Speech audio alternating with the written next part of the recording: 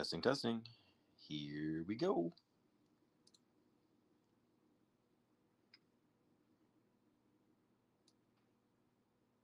I think.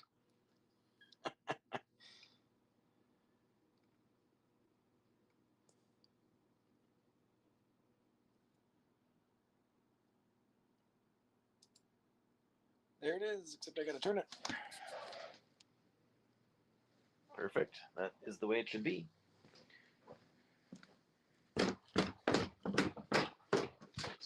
This is where we're gonna be painting today. Oh, loads of fun.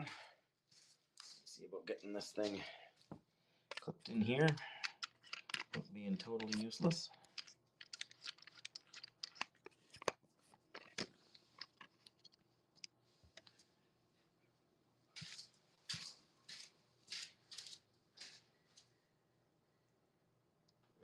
Sort of, can't even tell that the paint is green on the wall.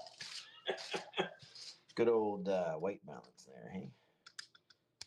There, now you can see the difference. That's some perspective there. Oop.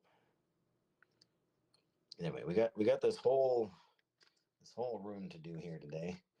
All the way down there, all the way underneath the fridge and stove and stuff. And then back the wall behind us now, of course. Plenty to do here. Plenty to get started on at least.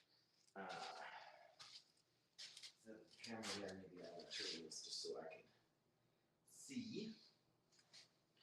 So I can hopefully see if anybody actually tunes in this time around. Let me just check and see how well I can actually hear myself here.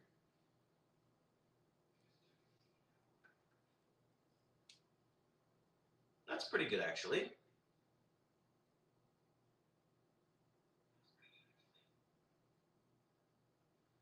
Yeah, okay.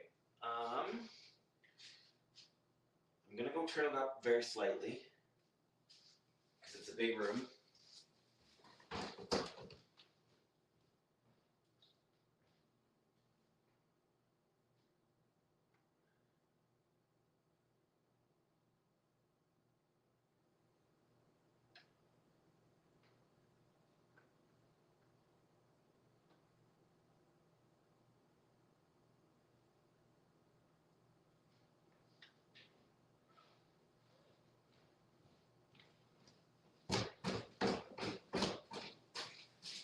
That was a bit more than slightly.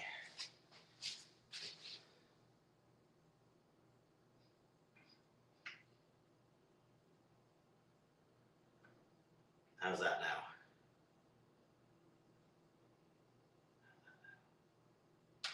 Okay, not really any different, but not terrible. But that's okay. Just gotta get these little gloves on here to try and protect my fingers a little bit. And more to the point, to protect my wrist braces from getting too much paint on them. Already got a decent amount along the, not that you guys can see too much there. Got a few spots because it doesn't come down far enough. But short of putting on like big long winter gloves or something, that's kind of the only option we've got. There, that's not too shabby. I got my paint in a tray down here. I'm going to start on this wall and then flip to the back wall, then do the two short walls. That's just kind of the method I have, doing opposite walls so I can get tight in the corners with the roller without smudging my own paint. It's kind of the same thing I did in the bedroom over there as well. The difference is that this is our couch taken apart in half, and so instead of the one big blocky space over there, this is a little more, I don't know if you want to say dynamic, but I can't stack stuff on it like I used to. Got a cardboard box for the laptop so I can kind of monitor things, but I can't keep the paint rollers up here or anything, or the paint can or anything. It's just lower or nothing kind of setup, which is all right by me. I guess before I do anything else, I should be getting the handle on here. Well, maybe I do want to do along the top edge first.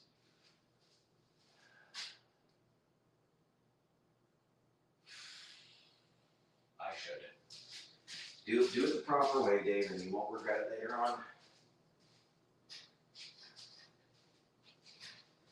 I'll have to move the camera around a couple of times to really make this work. But it's just the top edges I want to do like this, just because it's the only way to get really close in there. And I may as well do it before I put the handle on it. I suppose I could do both walls, but I'd rather have the paint stay damp a bit longer. I feel like there's a lot of paint in this roller. Probably because there is.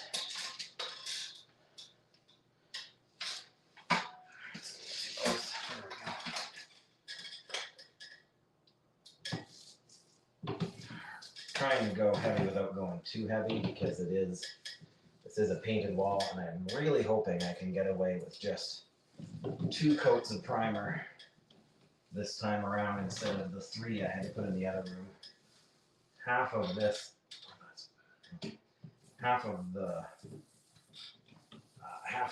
more than half of this room is white. This green wall is actually the only wall with tinted paint on it, so that makes things a little easier. Put a lot of paint in here because I didn't want to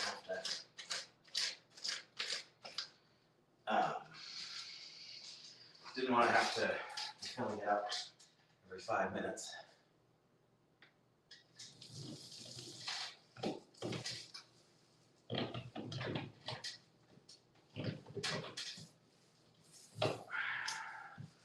Definitely going to have to touch up along a few staples right in here along the edge of the ceiling, and I don't know why.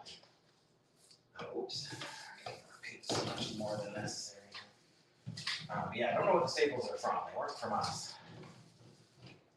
But they were clearly painted over at some point too, because they're not just whatever, they're painted. They're not just metal.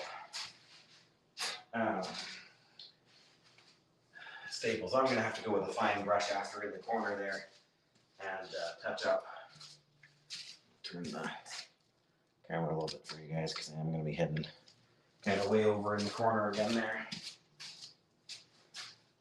Yeah, I'll try and adjust it as I go.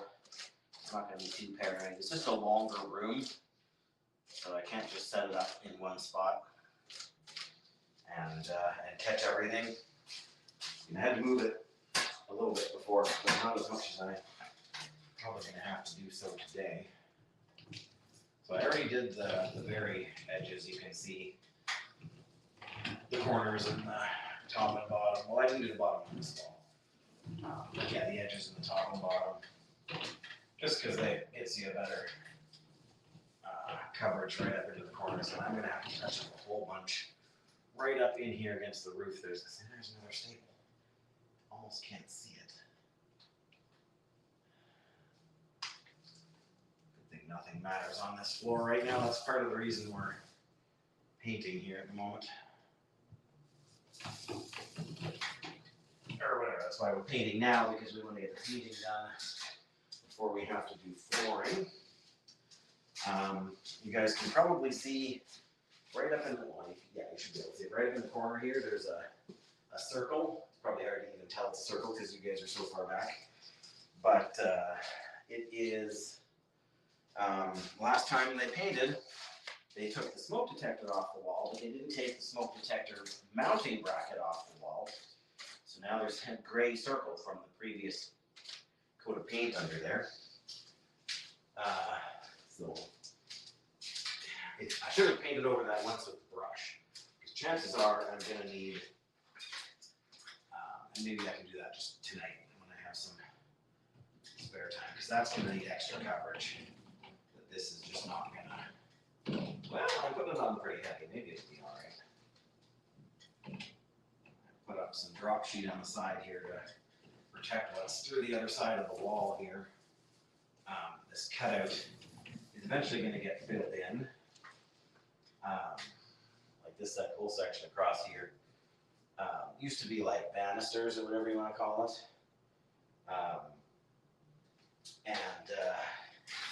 It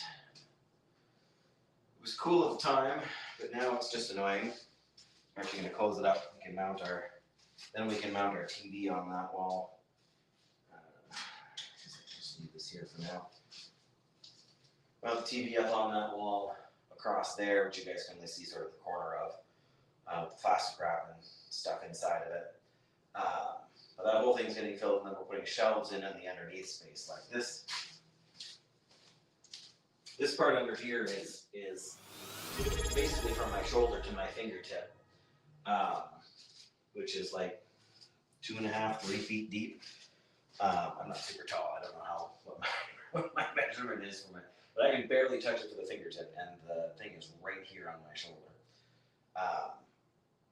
So it's pretty deep. So we got some cabinets and stuff that are going under there.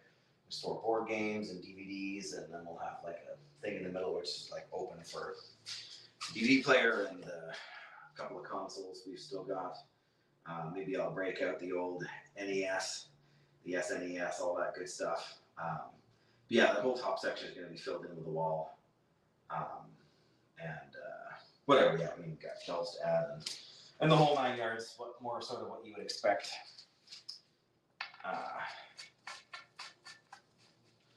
There we go.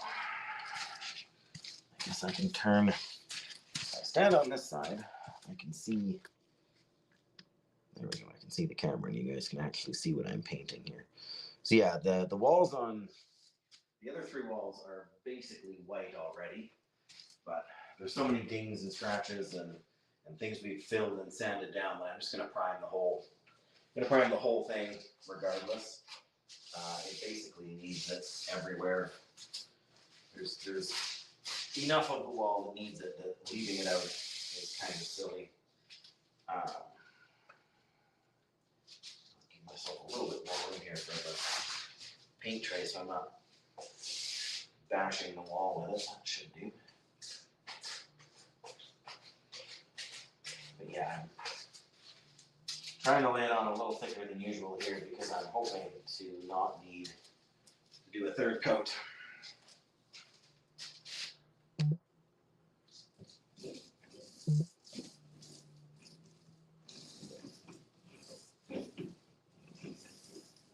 Normally I only do kind of to halfway down and then I go sideways, but in the corners I want to just get as much on there now as I can. What am I running into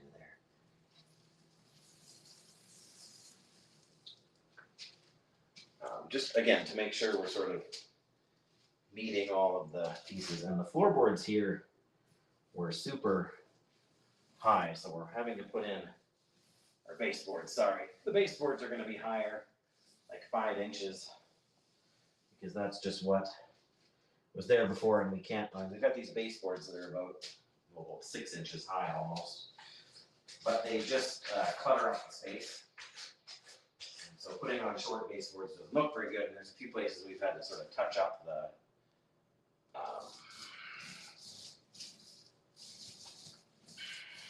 where the drywall is, because it hasn't connected well, and because a lot of it, several times in the past when somebody has painted this wall, just like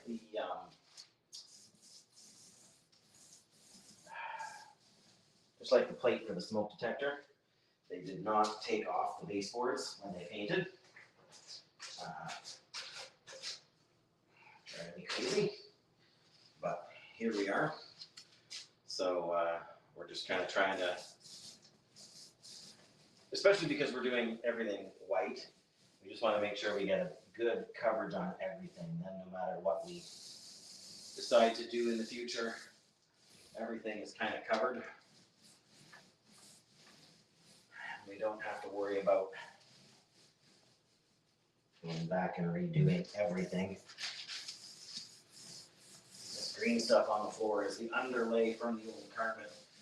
Not really my favorite stuff either. I need to be careful or we're going to have a whole lot of over coverage from that paint on the facing wall here.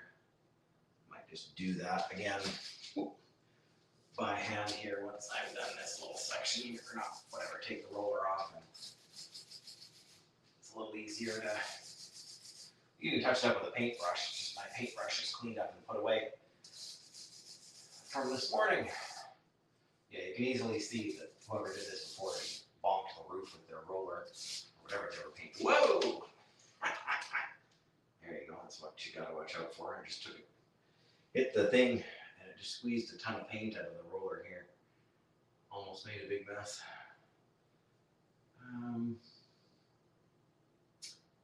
Yeah, dang, that's probably the best way to go. Like I said, I was hoping not to. This stuff is kind of keeping our floor from getting extra painted. Oh, somebody showed up. Somebody showed up. Graphic with the resub again. Walking simulator, yeah. Hey, we'll play a game after if I have time. Can't stay fun, but oh, I appreciate that. Yeah, just more painting, good old fashioned, yeah. Graphics, right? The gameplay loop is somewhat one-dimensional, but the space is not. There's a whole like entryway and little like hallway thing right here that I was kind of looking at before I started. When I was just doing the edges this morning, I was kind of looking, do I want to get into there? But there's just so many little corners and edges that drive me crazy taking it home. But thank you so much for that resub, Graphic. That's how many? 52 freaking months. Graphic is my hero. But I appreciate you both for stopping in. Fun, I get it. You got, as always, you're busy. Hope the summer's off to a good start with the kids. I know there was a little confusion going on with swimming lessons, but yeah, if you can't chat, don't worry about it. I just appreciate that you're here. And Graphic, I hope you got. I hope you know that I've spent like 30 or 40 hours now so far playing that Gloom and Shroom game. Is that what it's called? You'd think I would remember the name after playing it for that many hours, but it definitely sucked me in. Not that that probably surprises you. It's got some good depth to it. There's lots of options. I think what is it? The thing that you add seasoning to, where you can like season the cards so that you make more healing items, make more food. That's absolutely overpowered. If you can use it a handful of times on some cards and boost, and then use other cards to boost their damage, it's just over the top. Shroom and Gloom, there you go. Yeah, well, I can't. Mostly it was like in the evening, late at night. Late at night for me, like 9 o'clock at night for me, which would have been like 4 in the morning or something like that for you. But yes, I beat it twice. I beat it that run I was on when I had to end the stream. I did actually beat it with that. Did I? Maybe it was the run after that, the run I started that night, and then I beat it a second time just yesterday. But yeah, the thing where you can season things to give you extra toasties when you kill stuff, or to add damage whenever you eat. Like if you can get those buffs on a couple of cards, it's really, really strong. Because then you can eat more, and every time you eat more, you damage. And sometimes I'm just eating food in order to get the damage buff, Don't get me wrong, it's a cool mechanic. And I'm sure there's other ways to do it. But yeah, it's very. I want to do this wall.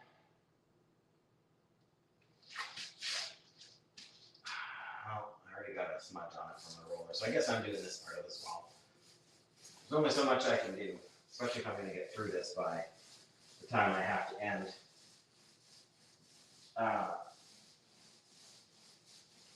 Mrs. Pastor Dave is home earlier today than usual from work. And then she works tomorrow and Saturday, and then she's off so that she can have her surgery. So she's going to be off for probably at least 4 weeks while She's in recovery from having a partial thyroidectomy. But yeah, that game's a lot of fun, and I like the fact that like until I had finished like I backed out to the main menu, I didn't see that there was other. I don't know if you want to call them classes or whatever, but like other characters that you can play, not just the I can't remember what they are, the Boy Scout or whatever they are, like Paperboy. That's it. Yeah. So there's more than just the Paperboy there. Oh boy, that's a novel. Just give me a second here, guys, to get my paint roller empty here. Yeah, again, just right on the edge here, so I'm going to do the whole vertical, even though I usually prefer to do the top part and then come back and fill in the bottom after. But and yeah, I got to get used to the. Again, whoever painted this previously just used a ton of paint and just splashed it all over everything. There's corner beads that are, like 4 millimeters wide on some of these edges here. So I'm trying to avoid doing the same thing, but there is, or at least was, a scythe card. Yeah, I've seen that once or twice. I don't think I've ever taken it, but does damage to all enemies. There's a couple of other ones that do that, damage all enemies kind of thing, and they're really useful when there's a bunch of enemies that you can put to sleep.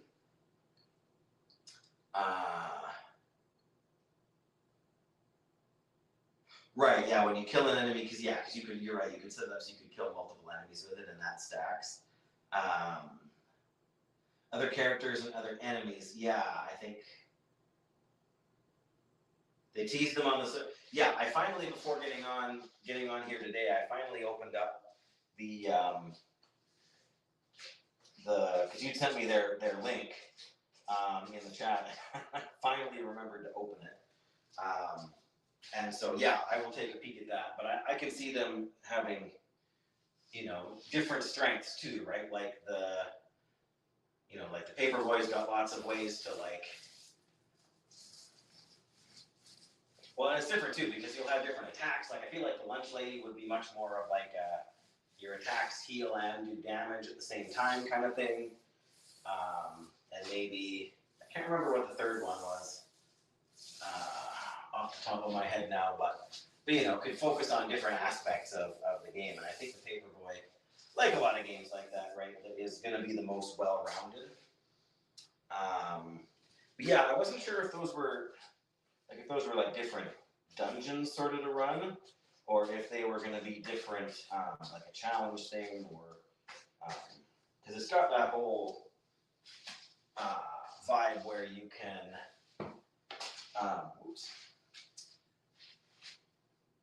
The roguelike thing. So if there was going to be like a, sort of like a home base you can advance in, where you can like every time you defeat the boss, you can, add in extra stuff or increase your stats or your starting abilities or different things like that. So I'm not sure what it will all be in the end, but it definitely looks interesting to me. Like there's room for more depth. Looks like there's a little piece of fluff or something stuck in the thing on the paint here. And then we hit the ceiling. Yeah, there's a couple little flecks of something. I'm not too serious, but get it out now before it dries, right?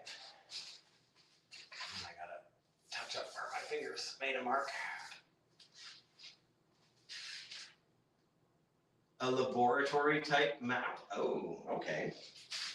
Yeah, I'm here for it. Like the style is, the more I play it, the more the art style, like it doesn't pop out of me as much now as it did when I first, just because you get used to it.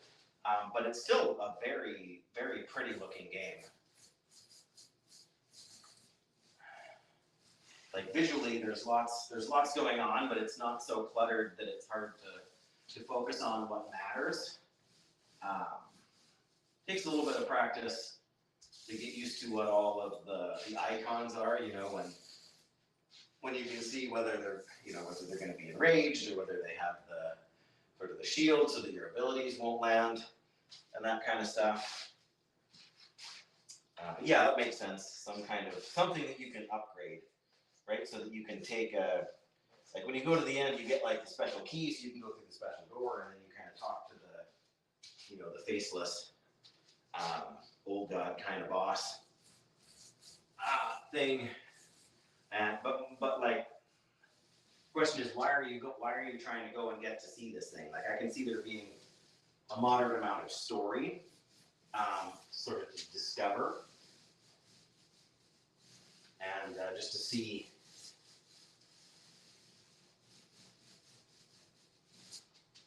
You know, even just with the characters, like what is their purpose for going through this stuff, right? The paperboy and the lunch lady, like what are they hoping to get out of it, right?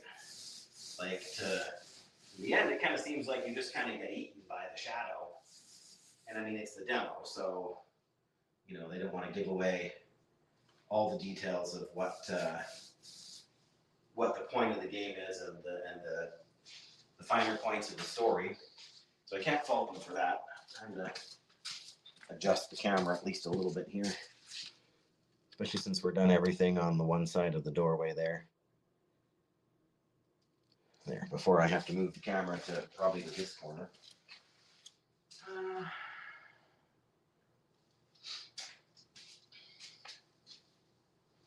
Yeah, the game's supposed to be out like this fall, I think. So that's only a couple months, really. It'll be interesting to see what their price point is, although I can easily see them charging like $30 for the game. Maybe like I can see them charging 30 US, which would be like 35 Canadian, which is not really crazy. Like it's not nothing. But if there's enough replayability, which it seems like there would be, I haven't delved into that style of game, so that style of game isn't like necessarily my favorite number one way to spend time. I mean, obviously they very much need to add a save function so that you don't lose your run when you shut the game down.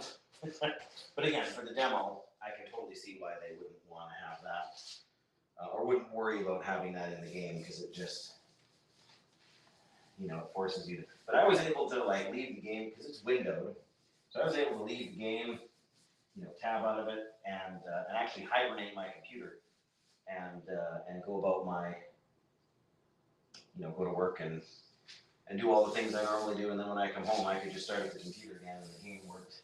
There was one or two minor glitches with things trying to get it back on, like with the music when it's in the back, and you always hear the music in the background. There might be a setting to change that, but relatively minor things, I would say. Oops. This kind of stuff one of these days. I'm gonna trip and land on my face, and hopefully it'll be on camera for you guys.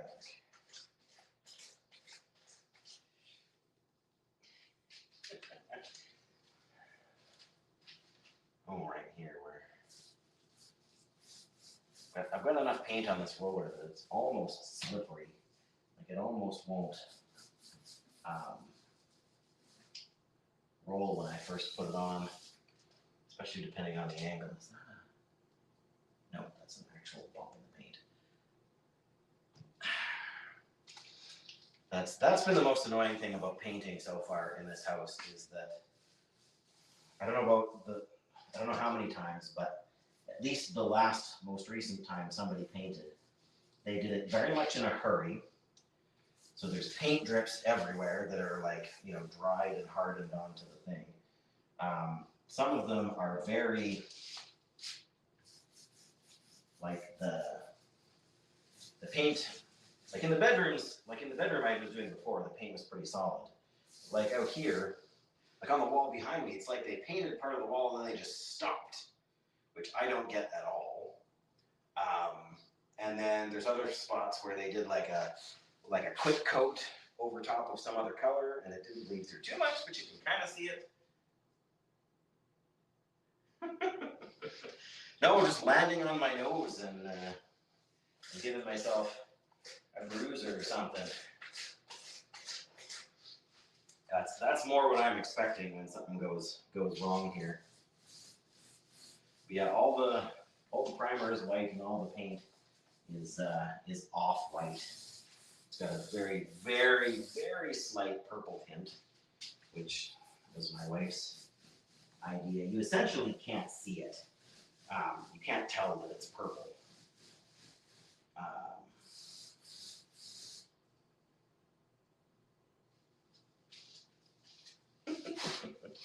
Yes, one of these days somebody's toe is going to get caught in one of these things. And like, I've tripped a few times, but never gone right over. Just not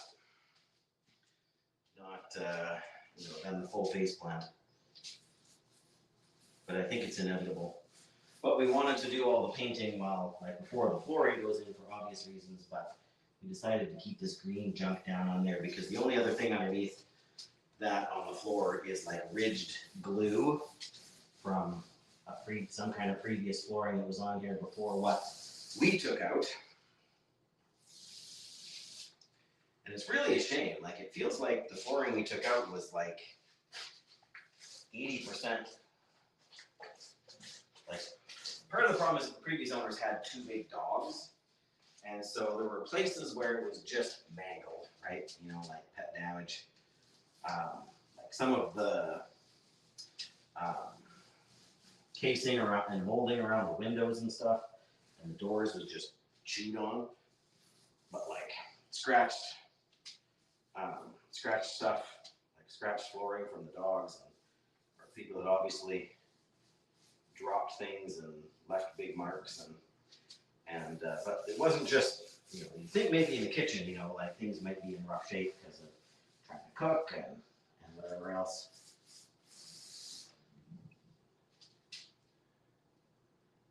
Feels like if they'd taken better care of things, if they had trained their dogs to behave better when they were at home, because that's part of the problem, right? You got dogs, and if they're not, they're there all day while you're not, like they're gonna get into some kind of mischief. Okay. I guess I gotta do under there, over there, and whatever. But yeah, can't you see how much paint I'm wearing here, Graphic? These have been my painting pants and my painting shirt for years. I don't do tons and tons of painting, but obviously I do enough, and sort of collect. Whatever, I use my jeans here as a paint rag sometimes. It's easier than having a paint rag handy, carrying it around with me everywhere. So, and whatever, like what's the point of having painting clothes if you're trying to keep them clean? Which I know seems silly when I'm wearing these blue gloves to basically keep my wrist braces clean. But the point is that the wrist braces are more than just for painting, so I want them to stand up a little better. Maybe I will leave this roller on and do that wall sideways under the overhang.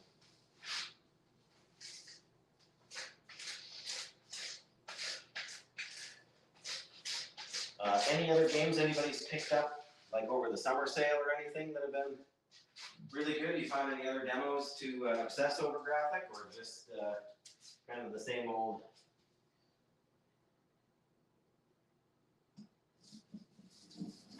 Like more of the same. What is it? Shrew and Bloom? Why do I have trouble remembering that name?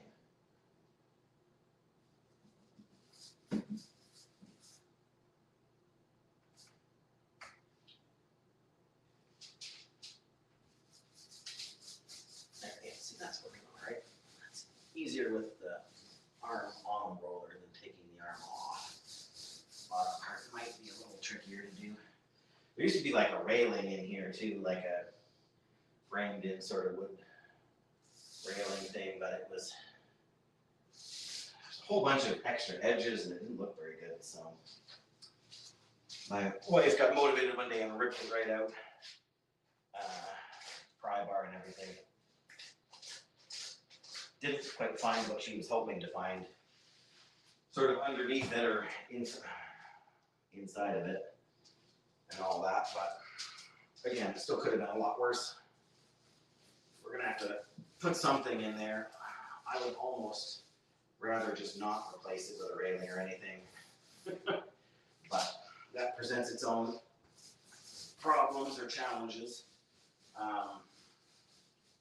Yes, I've been very tempted to pick up a couple of games in the Steam sales and everything, but for the most part, I have been able to resist.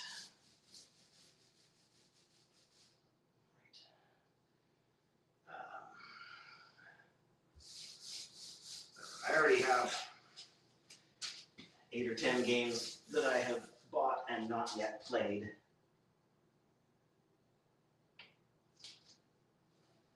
And in theory,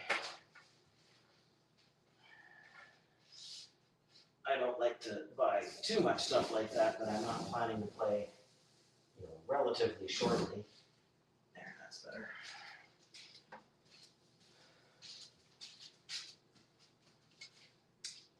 No new demos. Yeah, a bunch of them. Yeah, I got more than a few on the old wish list there, but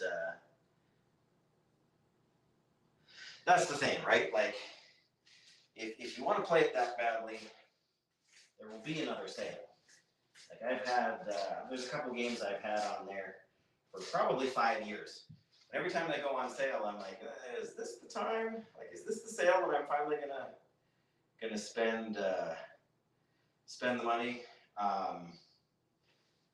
What do I have? I have Persona 3, the Reloaded or whatever it is one, because I never played Persona 3.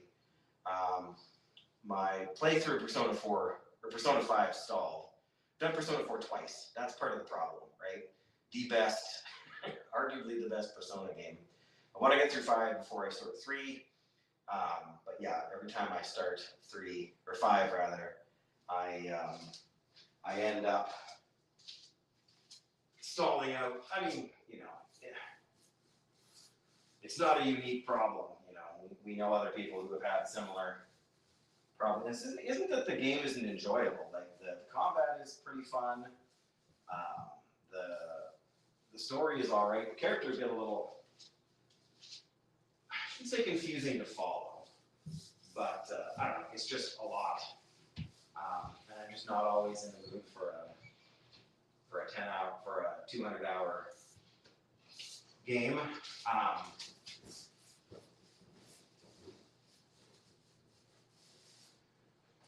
Come on now, painting myself here.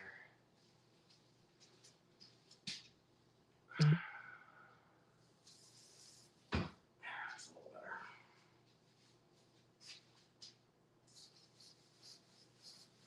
But no, I didn't buy anything new or recent since the sales came out this year. There's a couple things again that I sort of had my eye on.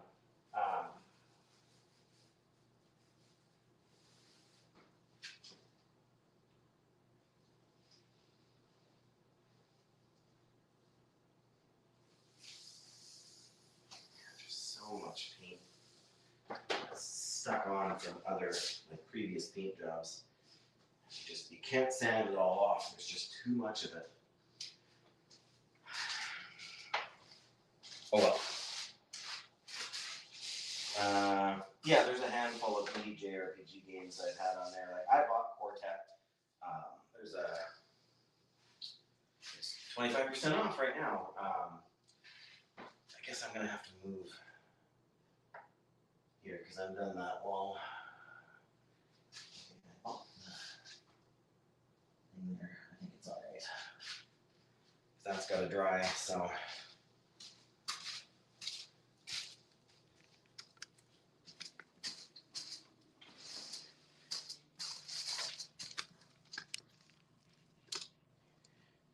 we'll start in that corner and work my way over the other way. Now,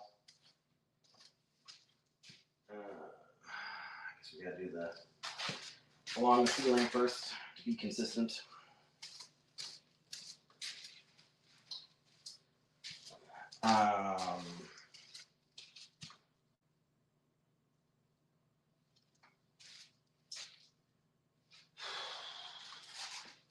Yeah, so I backed the Kickstarter for Quartet. If you like turn-based JRPGs, it's a very fun the game. Good combat for a JRPG. Definitely funny, interesting story, but humorous. Good writing. Just see all the paint drips from the ceiling whenever they were trying to do stuff before. I'm trying to go easy a little bit. Well, whatever. I'm going to find the balance between using too much paint and not using enough. I don't want it to drip. I want to make sure I'm covering everything too.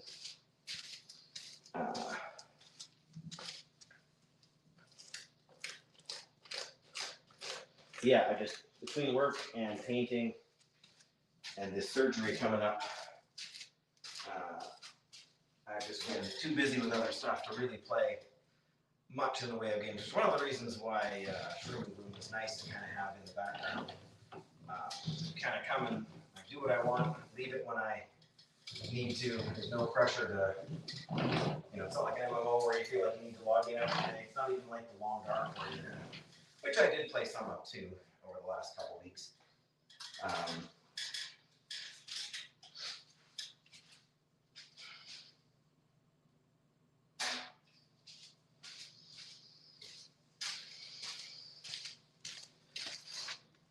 Yeah, mostly I've been trying to finish the story-related stuff for the Long Dark, the missions and the trader stuff, which is fun for me, but it doesn't make, I don't think it makes the best streaming content. Because either you've done it before and you know what's going on, or you haven't done it before and it's kind of spoilers. So, again, for people who've done it a bunch, they may not be interested to watch it. For people that haven't done it before, some of them maybe wouldn't mind kind of having the tutorial, but I've tried to avoid spoilers on all those things as much as possible. There's been a few times I've been nearly done it all, and then I die. So I'm doing it on an easier difficulty too, which I have mixed feelings about. I had mixed feelings about until I nearly died to a bear on the difficulty 2 out of 4. Normally I play on 3. But in any case, it's been keeping me entertained, so I kind of bounce back and forth between that and Shroom and Gloom. There's some paint on the back of the freezer. Not that that really matters, I suppose. I'm gonna. There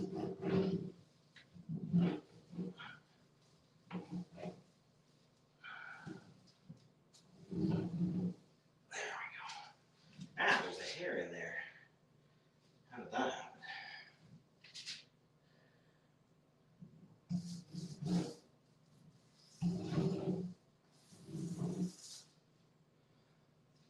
Okay, I think I can just come down this wall here. There we go. Like, ultimately, all of this is going to be, like, the wall is going to be put in here. It's going to come out a little bit to seal off this mess here. The freezer and those cabinets aren't going to stay there. There's permanent cabinets going in. Might not continue your Burning Crusade sub. Just renewed the other day and you haven't played for some weeks. Oof, yeah. 67, could get to 70, but Yeah, it's really hard. And I'm looking at the laptop instead of looking at you, or the camera rather. But yeah, that's the frustrating part about it, especially because the dungeon spam is a big thing. To get access to the raids, and everybody's so far along now, they don't want to carry anybody. Yeah, I want to. Actually, Doyle was messaging me the other day about maybe starting a hardcore duo. And I'm like, oh, that sounds so good. But I got work and we're short staffed, and so I keep ending up picking up extra shifts, which is good because it means I can help pay for the renovations. And then we got the surgery coming up, so I didn't have to book any time off for that, which is nice. Hit the wall again. Yeah, so I didn't have to book any extra time off, just because the days of the surgery and recovering everything are on days I already have off. So that just means I got to drive 2.5 hours to the city for where the surgery is, and she's got to spend the night, and so then I got to drive back, and anyway, I would love to get back into. I would love to keep playing my dwarf, my hardcore, challenge paladin. I would love to get back into Burning Crusade, because I never really did any end game content in Burning Crusade. Either in Burning Crusade Classic, like the first time around, or in the original. Like I played in it, I leveled in it, I did dungeons, but I never got to do any of the raid content. It was way more complicated to get into groups and have a regular raiding schedule and stuff back then. Not that it's super simple and easy now, but it's definitely easier than it was in, 2007? Is that one? Pretty sure that's when it came out, right? That's where I'm at right now. I can't even remember all those details. And then I just had a friend reach out to me a couple of days ago because he's just started he's avoided the whole classic thing and hasn't played all this time. But anyway, he's a good friend. A good internet friend. We've never met in real life, but we get along very well. And he's a writer, and I've really enjoyed his books. So I really want to play. Like he's pretty hardcore. Like he used to write for some fan sites, and just a very good player and a paladin, obviously. So I want to do that. I would like to do Burning Crusade. I like to play a hardcore character. At this point, I don't feel like I have. I would love to do I would love to do a hardcore duo. Like that sounds like a blast. Especially like for some people, like for Doyle, because he works at a school, not a teacher, but he works at a school. So like he's got all this flexibility over the summer, and I don't.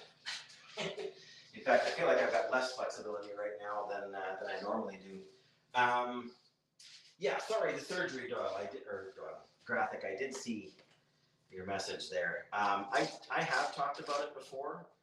I think last time I streamed, she had just gotten maybe she hadn't quite gotten a date for it yet, but she has a growth in one half of her thyroid gland. So you have I don't know what you know medically, but thyroid gland kind of sits right here, and it's sort of shaped like a butterfly. And one side of it has like a growth in it, so she's got this, looks like a goiter. I mean, it falls into that same classification, but it's not, if you want to call it the normal kind, that kind of you can treat with like iodine and stuff. I already did this part. What am I doing? Anyway, yeah, so she's having that removed, but it is an overnight hospital stay. It's not a super complicated procedure, but of course it's in your neck, so it's not exactly considered safe, but whatever. Like, and it's been biopsied like 7 or 8 times, and it's not cancerous. But it's gotten to the point where it's in the way, like it's inconvenient for daily life, right? Like she's not at the point where she's having trouble swallowing yet, but you know, that's the next step. Like that's the next sort of stage of interference, you know? Like you can feel it sometimes when she's trying to swallow. Not that it's preventing her from swallowing or breathing, just she can tell that there's something there and it doesn't feel good. So better to get it out now than wait.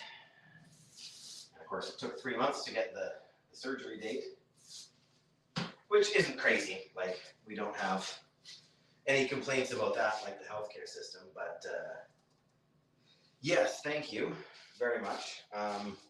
We're not super nervous about it, but at the same time, you know, it's not like having a wart removed. You know, it is, you know, actual proper surgery. It's not just a minor thing. But the doctor seemed fairly confident it would be relatively straightforward, like the surgeon who's doing the procedure. And that's his specialty. This is like all he does is thyroid related surgeries and treatments. So he does this kind of thing like every week. He does these surgeries. So it's not whatever. It's not considered a high risk surgery, but you know they better sedate you, and like she had a pre-op phone consult the other day and went over all of her medications and the supplements she takes and what she's allowed to do and not do between now and the surgery, and so the surgery's on Wednesday, which I guess means it's less than a week away now. And so yeah, I appreciate it all. I mean, and I've had no shortage of you know, people sort of extending their well wishes and whatnot on Twitch and in real life and everything, and I appreciate it from everybody, and so does she. But yeah, at this point, we just want to get it over with, right? Like it's been 2.5 years now since we first noticed it, and it sort of seemed like it appeared almost out of nowhere. Like that was the weird thing about it, you know. Like it's not like you just started off small and then kept growing. Like it within the span of a couple of weeks, it went from non-existent to, oh my goodness, there's a thing growing in your neck.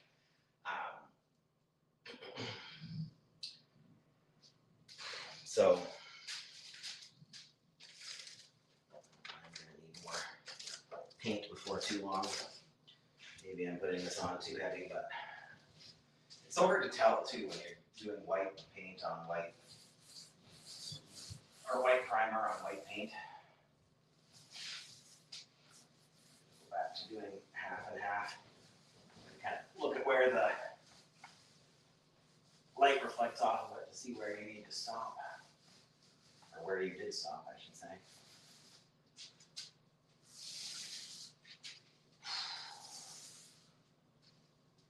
Okay, when I'm done this wall, I'm taking 5 to have a drink because I'm getting very sweaty. I don't know. It's not like it's 100 degrees down here, but it's. Oh, that's a big chunk of something sticking out there, isn't it? Where did it go? There it is. That's the best part about. Whoop, there we go. The best part about wearing these gloves, I can just pick something off the paint roller if I need to. I have to be careful I don't whack the laptop here with the handle on this thing. Once I move over a little bit more, I don't know if you guys can, oh yeah, you guys can see the laptop on the screen right now.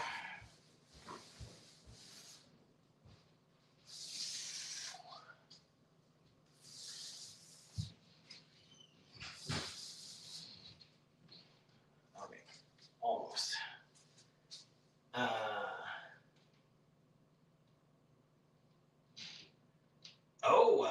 screenshots and a video. Yeah, there was something I had meant to take a screenshot of.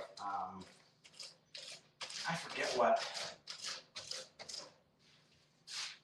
item it was, but I had something like 220 damage on it. It's just the stir stick. Yeah, that's why I wanted to take a picture or something, because I knew I wouldn't remember the exact damage number, but it was over 200.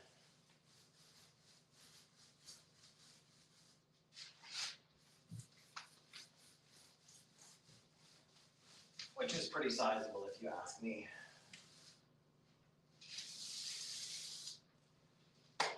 Whoops.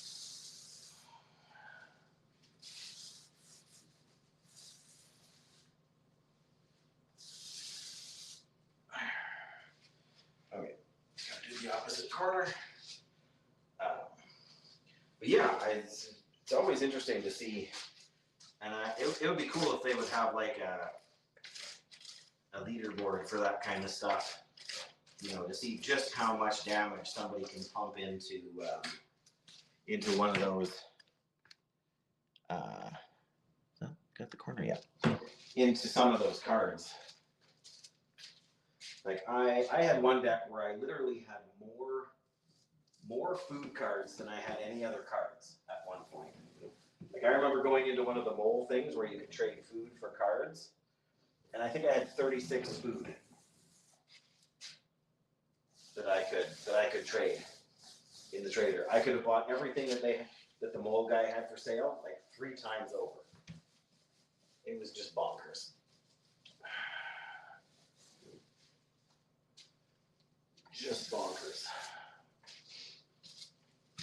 And I was impressed with the number of different kinds of food out there, right? You know, like some of them are deal 3 damage and heal 3. And some of them are like, one of them was like deal 5 damage and heal for 5 damage. That one sounded really interesting. Maybe I can just, I don't really want to take that off. Okay, I'm just going to do down to the floor here, and then hopefully there's a little bit extra paint I can do above the window.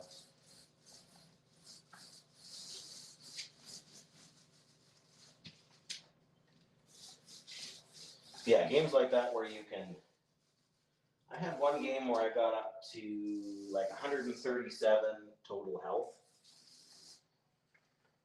It just depends on what, you know, on what cards show up. And there's a few of them there's a couple of cards that you can come across randomly when you break things in the sort of the camp area and whatever, where you get 10. Oh, I meant to pull that nail out. I'll have to do it after. So yeah, where you can get like 10 bonus health, and it consumes the thing, but then you get the health permanently. But there's one run where I think I got 3 of those.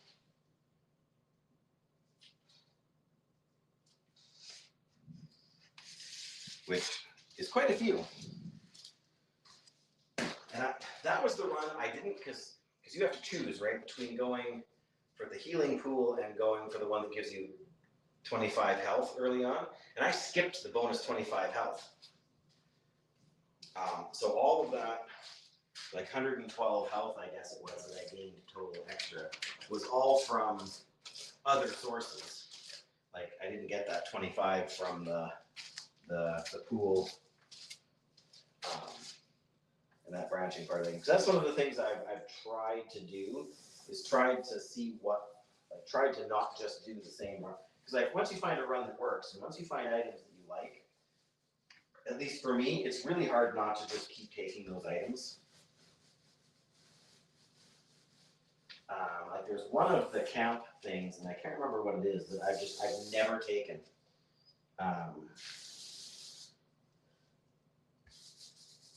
The gloom crystal's pretty cool.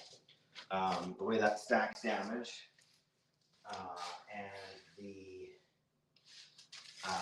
the one that lets you add seasoning to your weapons. So you get all these extra bonus effects, like bonus damage when you eat and heal, or bonus damage when you kill something, or being able to season enemies so that they drop food items when they die. All of those things are cool. But what's the other one that I haven't used?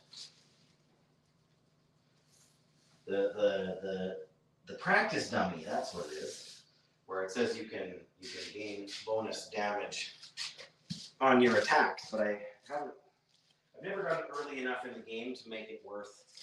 Like, I picked it up in one run, but I picked it up really late. And because it was so late in the game, it never actually came into my hand in time to use it.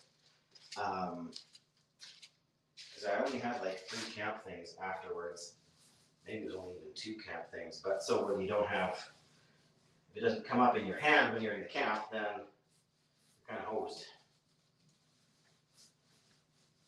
Not much you can do, right? So that was the one time I tried to use it, or tried to grab it so that I could see what it does. The game wouldn't actually let me play it. I missed a spot here. There's a whole little sliver. Doesn't have a primer. There we go.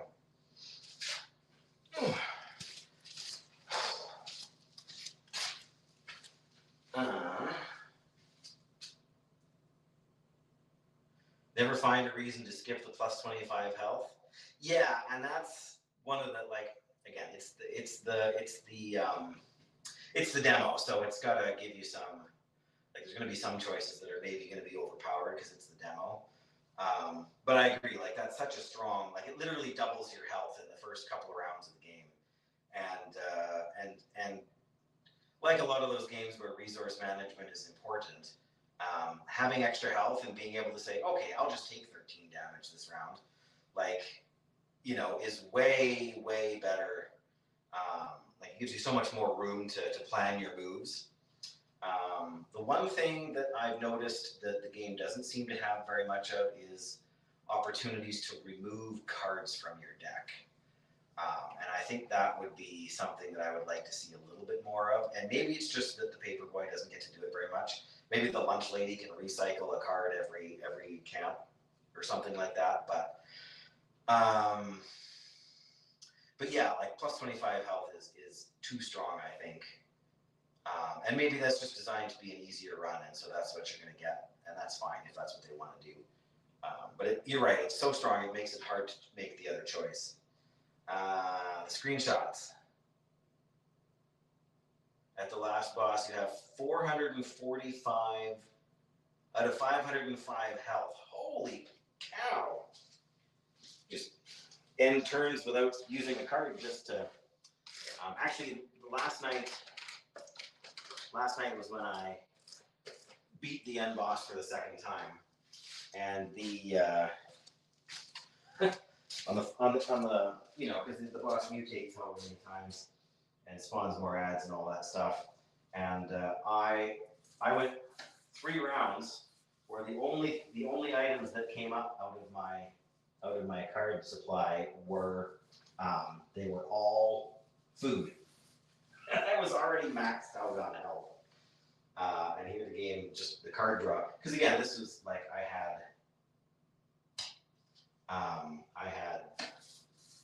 30 some. In fact, I ended up, there's one card where, you know the card where when you gain, every time a weapon gains bonus damage, you draw a card. I forget, it's Fever, I think it is. Did I really just, okay. Sorry, I just ran the rollers across some dust bunnies. Anyway, so I had, there's one card that when you play it, it gives you +1 damage to every card in your hand. And I had like 5 or 6 cards in my hand, and so I played that, and so I got 5 or 6 more cards to draw. And then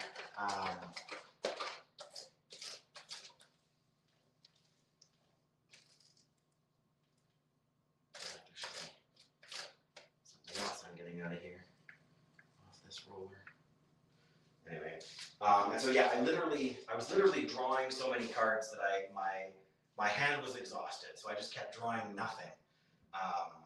Because every time I played a card, it felt like it was trying to give me another card.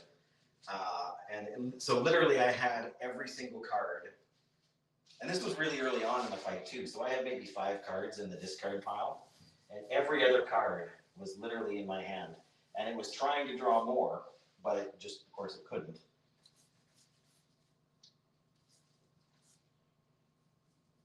Which of course also made me laugh. And thank goodness it's not like Hearthstone where you take damage if you can't draw any more cards. That would be brutal. Die on the last boss because your card draw is too strong.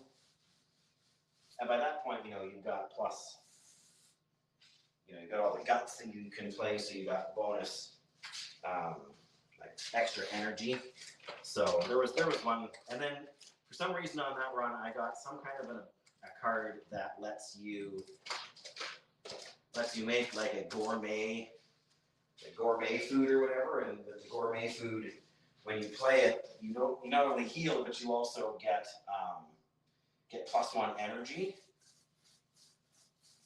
and it's of course a free card to play when you decide to play it. So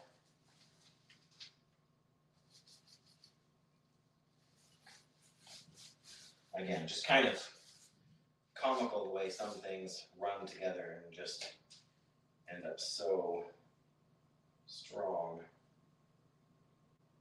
Yep, there it is. Oh, it's not. Something stuck in it. Oh, my feet are all sweaty. Okay, I'm all sweaty in general. I got just enough paint in here, I think, to finish what I'm doing. Yeah, there's just 2 little roller woods here to get done.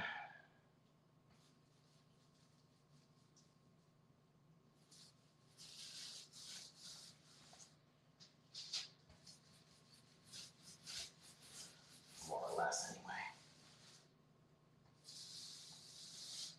There's another something.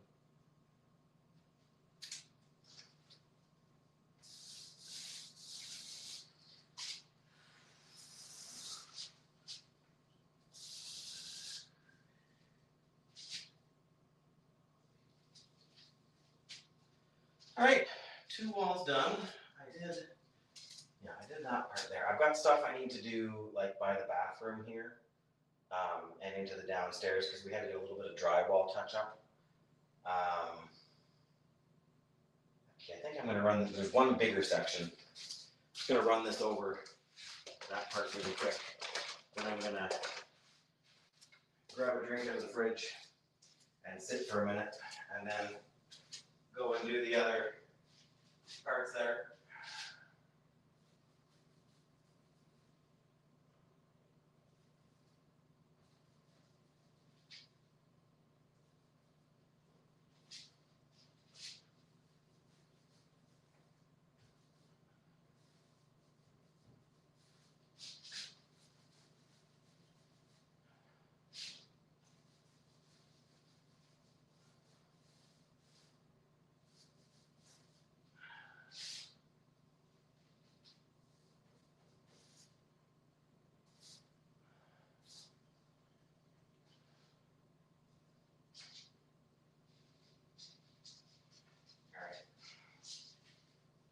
See where I can get just a little bit more down here.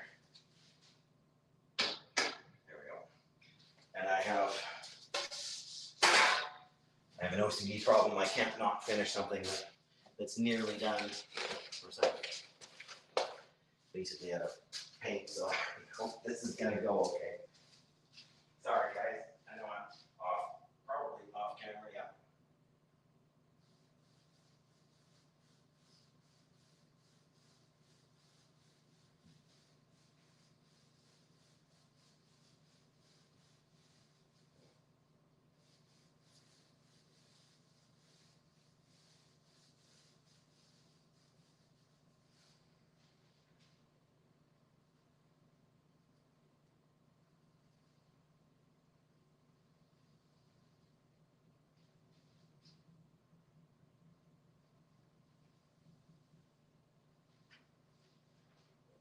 More paint to do the rest. I think. Yeah.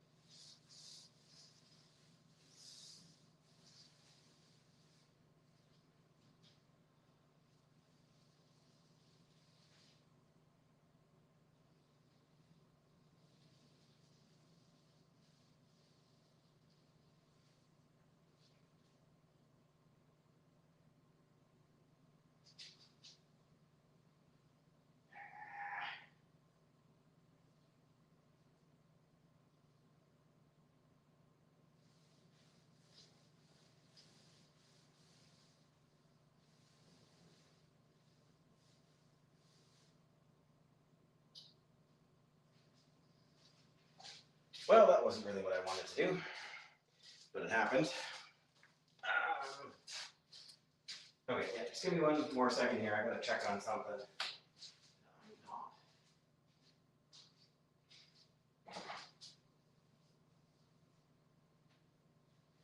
Huh, I didn't paint that.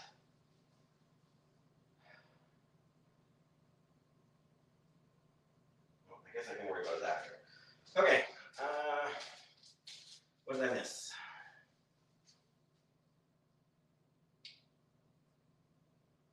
Too many cards? Oh dear, yeah. Yeah, they're super strong. That plus extra energy has just got to be probably the best feeling, right? Be able to play more cards when you want them.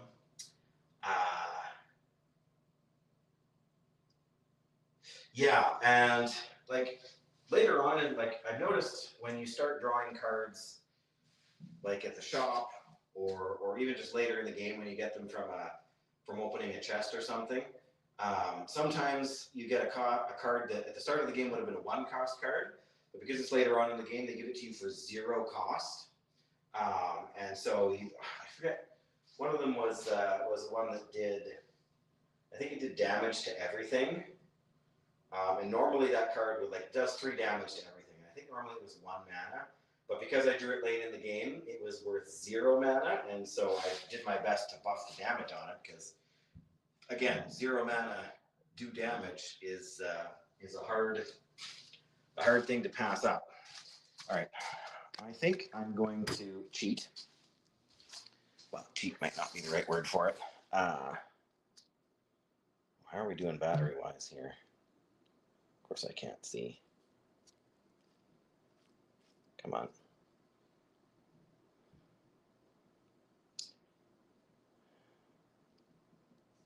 Why won't you let me see where my battery's at? All right, anyway, it doesn't matter. Like that wall under there is the next wall I need to do. Which thing do I loosen to tilt? Oh, this. Not that it matters too much, but there we go. Yeah, so that's not going to be, but I got to do like the ceiling part of it as well. I'm going to do the outside facing walls, and I'm going to do the wall behind me, then I'm going to do the underneath side, because I want to give it a bit of time to dry in though. But I absolutely need a cold drink. Whew.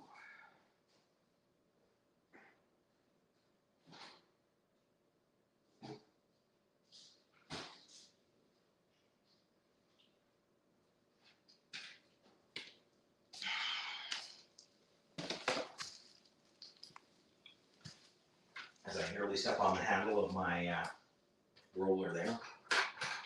All right, I'm going to sit down for a second.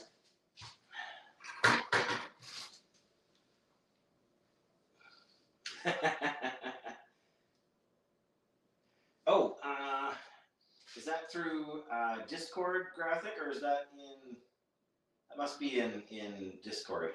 Oh, it says right there in Discord. Yeah, I could probably run upstairs. Like it's not far. Like those stairs, you can just see the edge of there. Just go up, and then the laptop's right around, or the desktop's right around the corner. I'm not gonna lie, I forgot you had suggested that, but it is not a terrible idea. Except that's not going to be the snack cupboard up there. On the other side of the wall there, where those things are, is going to be pots and pans.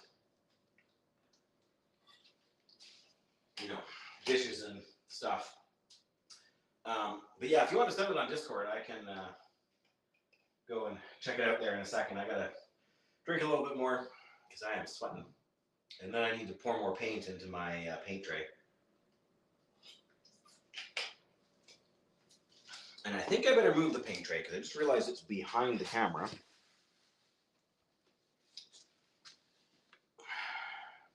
Maybe I'll move it once I've filled up. Well, no, that's okay. Whew. It is. Okay, it isn't actually that hot in here. I just feel hot in here.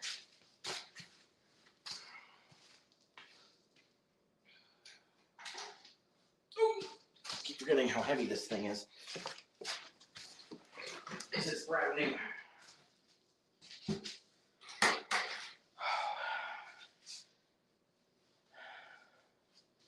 Even getting the thing open is not easy.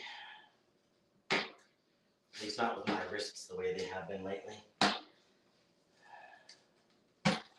have an appointment in September to go and see the specialist again for carpal tunnel. Yeah, this one's brand new. We've already finished off several of these big cans. Whatever. Several regular cans, plus one of these big,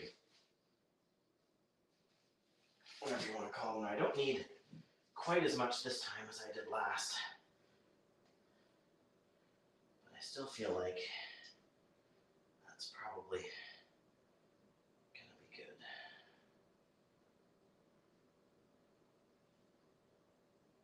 Letting it drip as much as I can because I don't have a brush handy to clean the edge.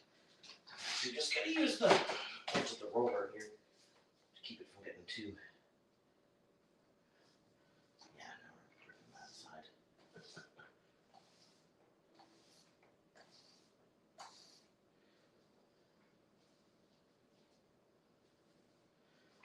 That'll do anyway. Whew.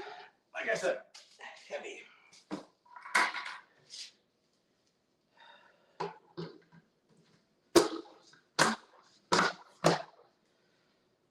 Okay, I was trying to check the battery on my phone and it won't let me see.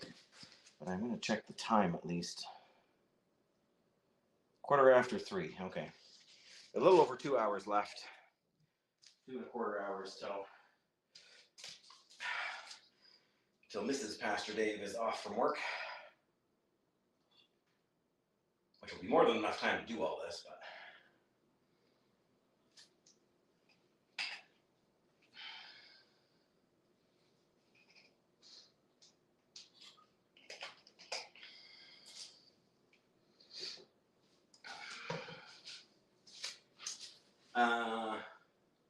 Can't send it directly through Discord. Oh, okay.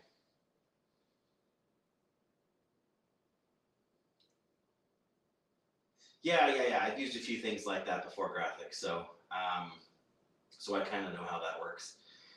Usually the links have like a 24-hour duration before they expire. I'm going to assume it's something like that. But yeah, if you send me the link in Discord, then I will get it sooner rather than later. I'm better at checking Discord messages than I am other things. Oh, sweat.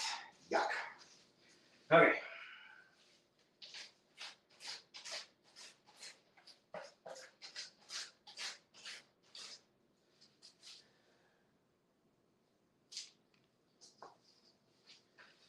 Let's get more paint on here.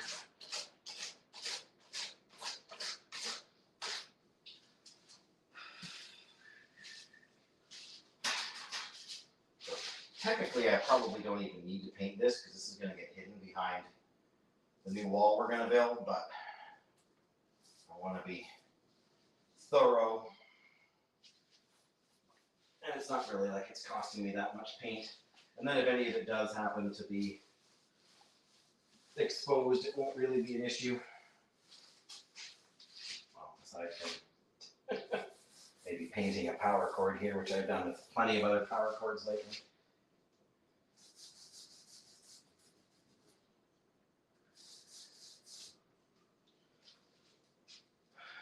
Get the corner over there. Get garbage out of my way a little bit.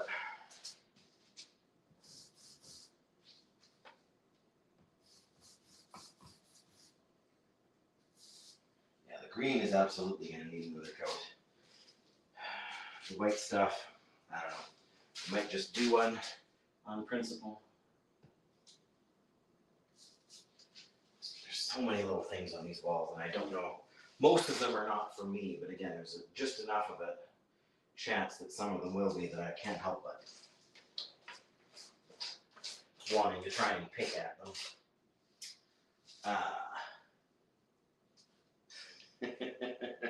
That's right, the back sides of the cupboards. Like, we're building the wall here. I'm not even sure we're going to put, well, We're going to drywall part of it, but most of like the entire, we're actually going to build like a corner cupboard here, like a little mini pantry thing. And the rest of it's just going to be like almost floor to ceiling shelves. So we'll have to put some drywall in for the few places where you would see it, but otherwise, like this right here is a tear in the drywall paper. You probably can't see it behind me there, but that little grayish brown patch. And normally I would fill that with filler, but all of this is going to be behind cabinets. I may not even paint it, but I want to prime it at least. So that if something needs doing later on, it will be that much easier to do it. Plus it protects it from any other damage that might happen.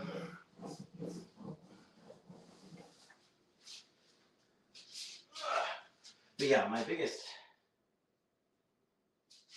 pet peeve with any of these kinds of projects is like so many people when they do a home renovation, especially if they're doing work themselves, you know, like we have a contractor, he knows what he's doing much better than I ever would. But like the painting is one of the few things that I'm mildly competent at. And while hiring a painter is not the most expensive thing you can do, it costs money. I really don't want to finance my indoor paint job over 25 years or whatever it is. So I do it myself. But again, like 90% of people who do a job like this in their own home don't bother to do things like paint stuff that's not going to be seen. There's little odds and ends here they don't bother to do because they figure no one's going to know, or they're tired after the end of a long day and they just don't want to bother doing it. I would rather spend the extra time, I'd rather spend 10% more doing a project and not have to redo it in 10 years when we have to rip a wall out for some reason, you know?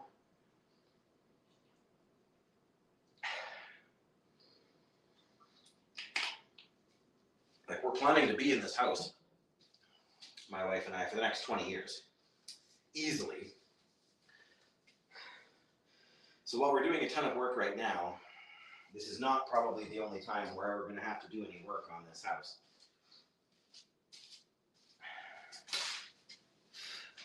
And again, if the previous owners before us had spent 10% more on their projects, it would have made our job like 20% cheaper.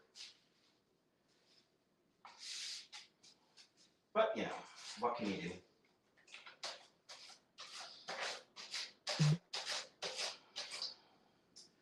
Apparently not much. Just kind of stuck with it. Oops.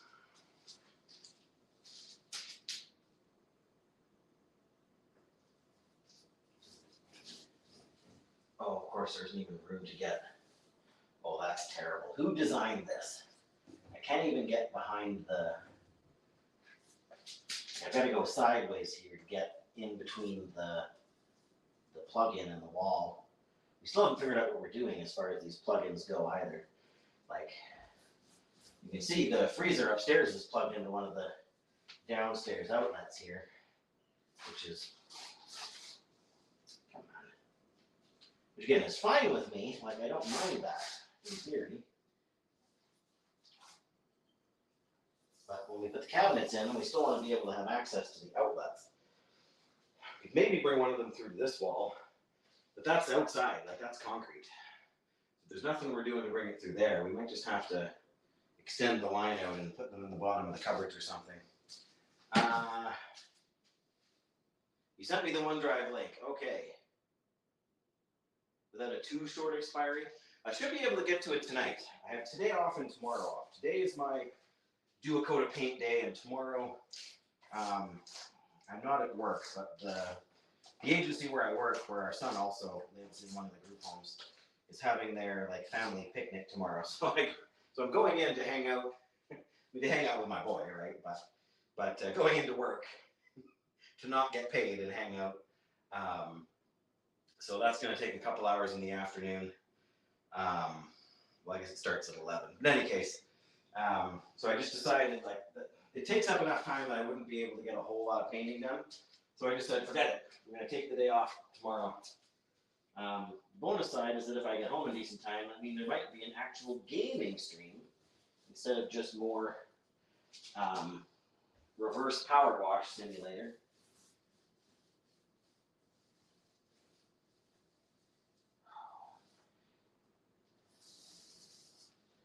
Every time I put on a coat of primer over the existing paint, somehow it just highlights all of the things that weren't done properly or just weren't done carefully. Like, you know, like I roll the paint on and then I stop and I like go back and I like roll over quickly where the seam was between this roll and the last roll, and it just fills in the you know, it just smooths it out so it dries evenly. So there's no sort of lumps and bumps like there is right here. It's gonna look terrible. Again, ideally, nobody's gonna see behind here for 10 or 20 years after we do this. And even if they do,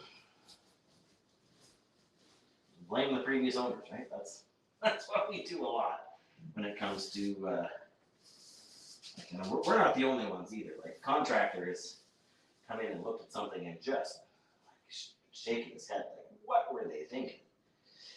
Like, why would you do that?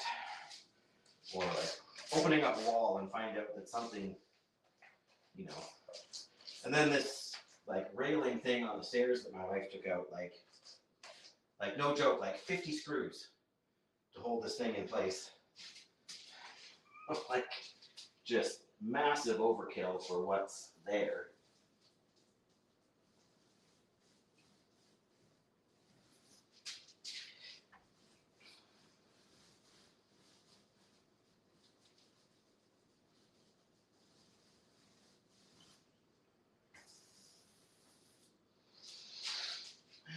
Do one more. I got lots of paint in this thing. I always forget how much paint this roller holds, especially when it's primer, it's thin, so. Press a little harder and squeeze out more.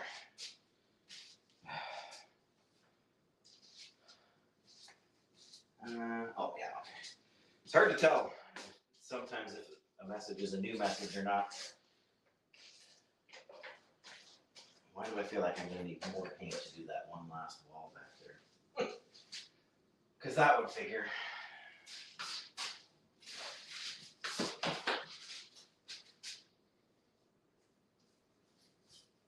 It's all right, Krathik. I know the main reason you're still here is because you're waiting for that face plant I alluded to.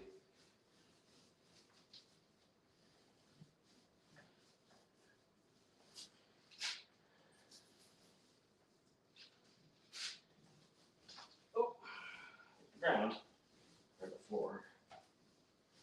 Didn't seem to pick anything up though, which is nice. All right, one more reload here. And I can switch sides again.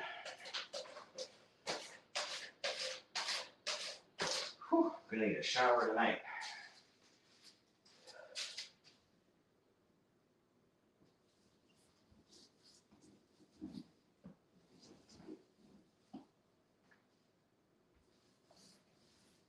Yeah, this thing is far enough away that you can get the roller in between here and the wall, but the other one isn't.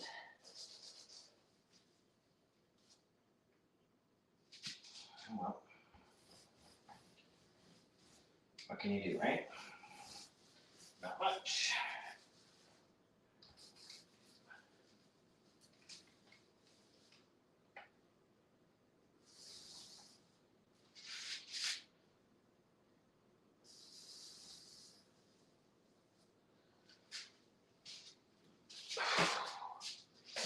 All right.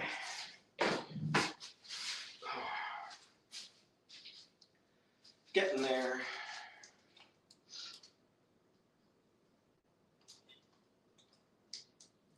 Darn it, that's the end of my drink.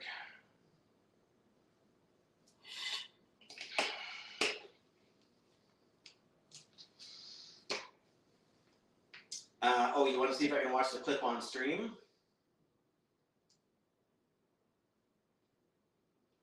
Yeah, well, we'll see. It's what, 3 o'clock now, I think? For some reason, this laptop is old and has the wrong time, I'm sure. I guess I can Let's go check my phone. My phone is the camera over here. But there's a decent chance of that graphic. I got the one back wall here to do, and then I just got to do the upside down part over there, like the ceiling part. 3:30. Okay. So I got 2 hours yet until the wife is home. So that's lots of time. I'm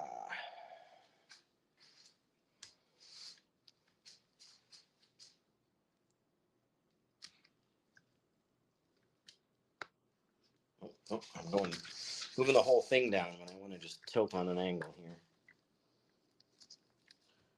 If we can get, there we go.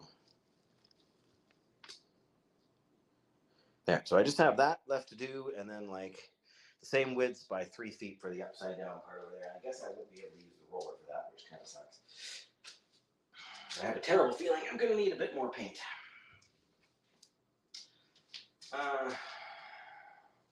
Okay, bring this over. Put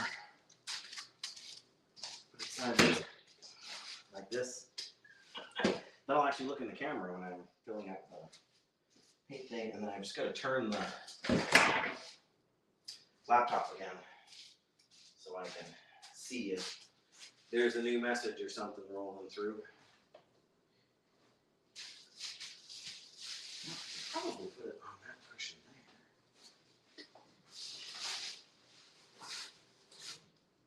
Yeah, that should do okay.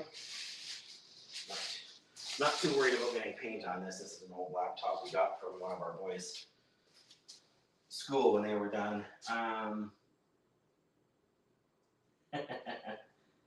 Yeah, that's fair, Graphic. I'm not, like I said, I'm not stressed about it, but like if we have an hour left before I have to go, I've got 3 options. I can play something for an hour, I can do nothing and end the stream, or I can hang out and we can, watch some funny videos or, clips and stuff like that. I mean, I can always boot up the game again and then start a run. Usually you don't get too much crazy stuff right off the start of a run. But, a lot of it just depends on, I want to do the top. Of course, I put the step ladder behind the camera again because I am always planning ahead like that.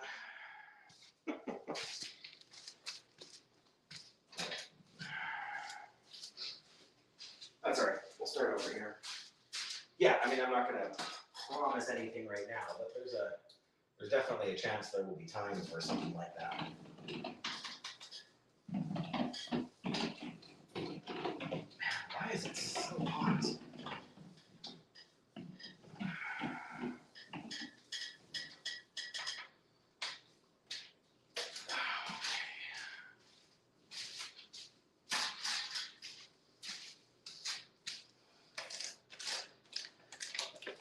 Yeah, I mean, hanging out and having someone to talk to while I'm doing this is fantastic.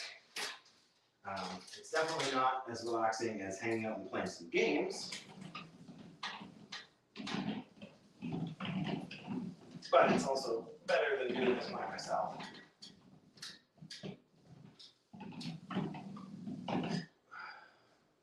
Makes the time go a little bit faster. I would be spending more time grumbling about being sweaty if I was the only one here, trying to control myself. Graphic doesn't really want to know about my perspiration.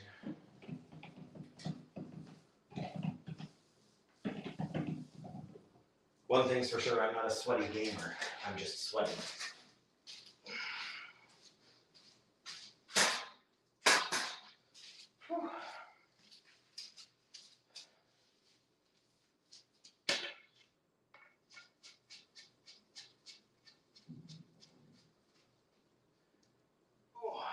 Okay.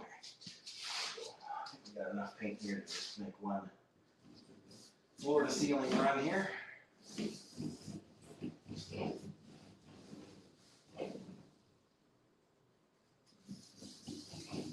Easily.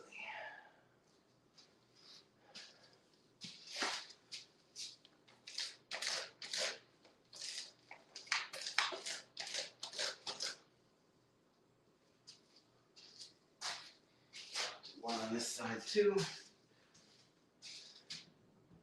Well, that's part of the reason it's so hot in here. We don't have anything to cover the curtain, like anything to cover the window, so the sun is just streaming right in and warming everything up, including me. Ironically, the air conditioning is blowing like straight at the stairwell over there, so the cool air should be coming down, but it doesn't feel like it.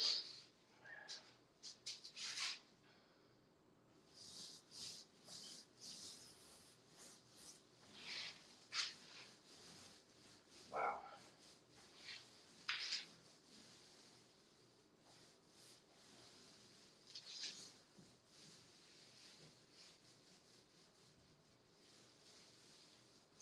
Yeah, I'm pretty sure I'm gonna have to do a second coat of everything, if not a third, on the one wall. I can probably get away without the third one.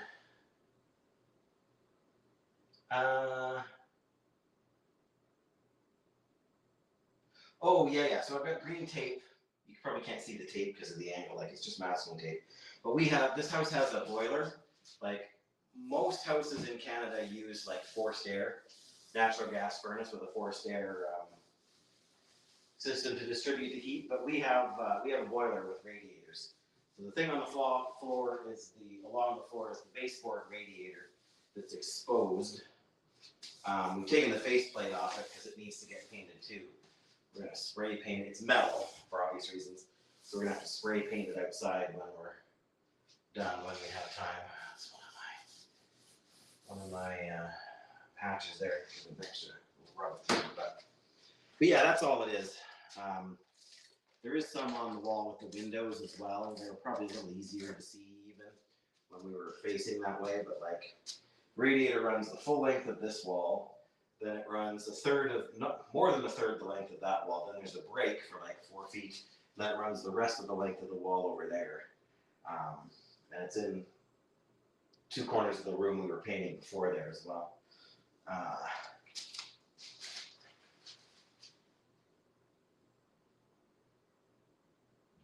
Yeah, and that is the general rule in Canada too. Or whatever, no, like the opposite. Forced air is the norm in Canada. That's what most houses have. For some reason, though, don't get me wrong, there's places that have electric baseboard heat. That's terribly expensive, especially these days. Oh man. Oh, there it is, I see it. But yeah, about a third of the house, according to the plumber, about a third of the houses in our town have radiators. Like this house was built in 74 or 75, so it's over 50 years old. And there must have just been something, I don't know if it was a surge in natural gas prices when the house was built, or if it was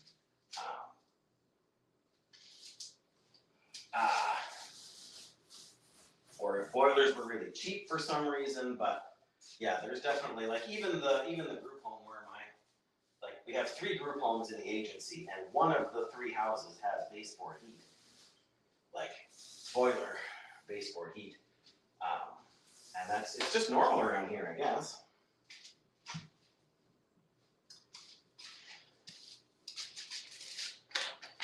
I can see the advantages to each one. The disadvantage to the forced air is that you've got to have ducts everywhere, which means you have to have more stuff in the floors, and there's more, whatever, like, natural gas is not, ultimately our heat still comes from natural gas, because the boiler down in the basement is a natural gas boiler. So the natural gas burns and heats the water, which then gets circulated through the house. But the water gets pumped through as opposed to a fan pushing the air. Part of the reason I think that the boiler was more popular for this house, oil crate, that's a good point. I hadn't thought about that. But that's a very good point, Graphic. The oil crisis thing that was going, and so people were nervous about it too, right? Like even if you were doing this, like even if you were building a house, quote unquote, after that was sort of resolved, just that lingering fear, you're right, might have made people decide to do something different. I mean, and again, it's still burning natural gas.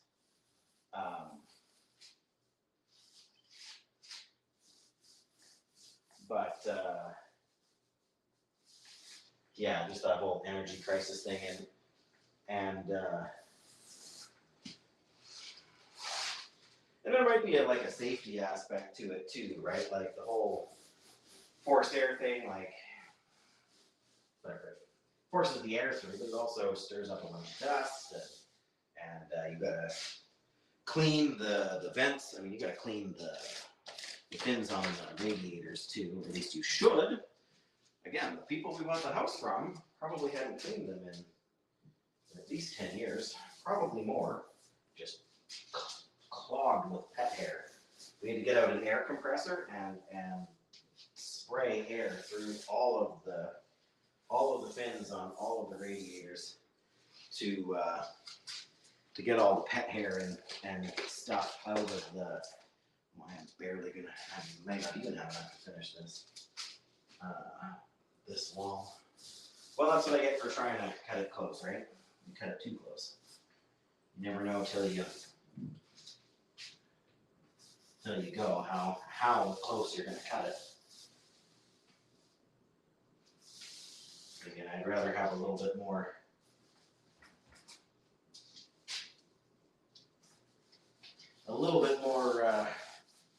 Pouring of the paint than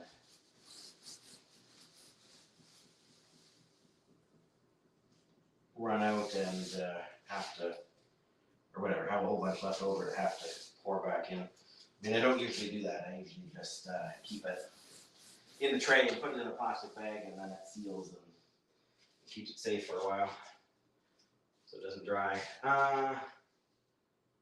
All the ductwork for forced air feels strange. Yeah, it takes up so much space.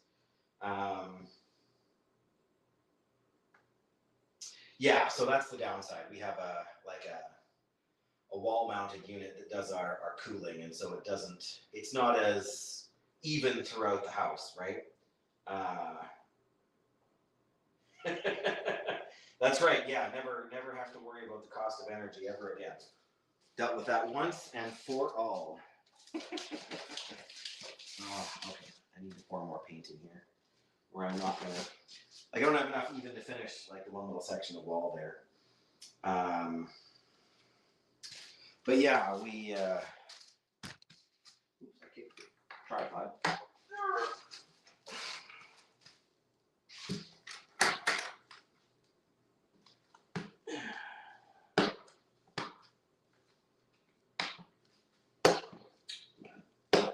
Don't close on me after I open you.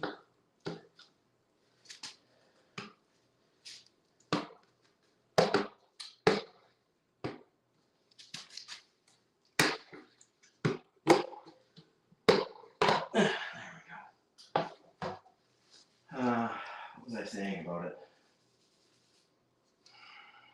Radiator, forced air. Yeah, so our previous house before we moved had forced air. And we put in, what they call a central air system to cool the house, and it worked fantastic. So you got the same temperature air pumping out through the entire house, and being uniform. Whereas this thing, the kitchen and the office space that I currently have, which is just a corner of the kitchen, is very nicely cooled. The rest of the house, not nearly so nice. Our bedroom in particular does not cool off well at all. I mean, it's upstairs, so it's higher up even than the. Sorry for the view. This probably isn't what anybody signed up for.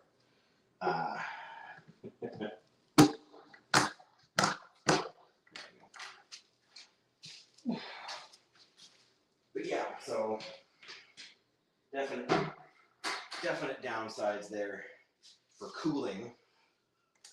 But again, a lot of Europe isn't geared for cooling anyway.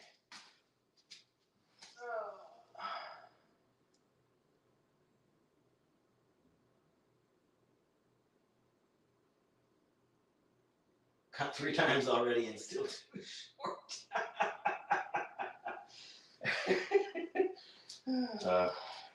Whatever you do, graphic, we don't need any clips of that, right?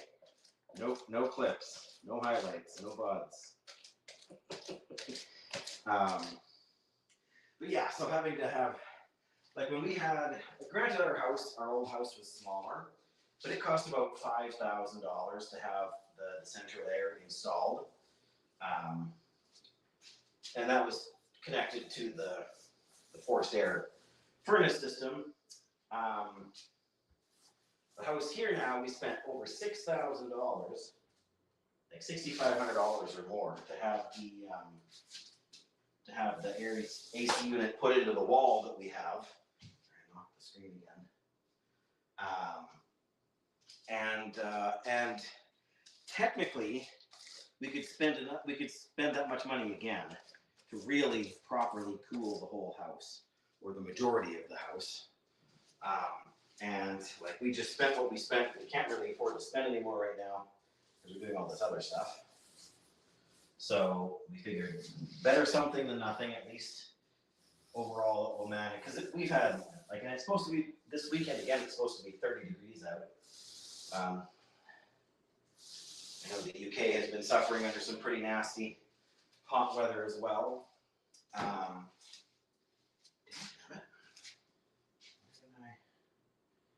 Where I touched with this thing now, I can't see it for sure.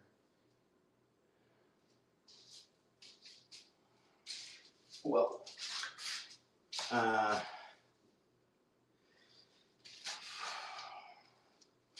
anyway, one more reposition, and that one more section of upside down wall, and then we're done. So I got way too much paint here, way too much paint here. But at this rate, I'm probably not going to get any more painting done before Friday. Like not tomorrow, but next Friday. All right, here we are again. Actually, now I got to do the upside down part there. That's going to be loads of fun. I got to move the screen back around, so I'm going to have to do a loop to check graphics comments. But yeah, so I mean, with temperatures hitting 30 degrees, the house here would have been like 35 degrees with the sun. Hello? Oh, I unmuted the stream. There we go, that's what I was hearing.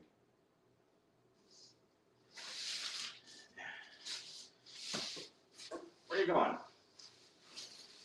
Alright guys, I'm just trying to reposition this, so I shouldn't have moved it in the first place, but here we are. It's done as done. There's only a little bit of paint on the 15-year-old laptop. Okay, it's not 15 years old, but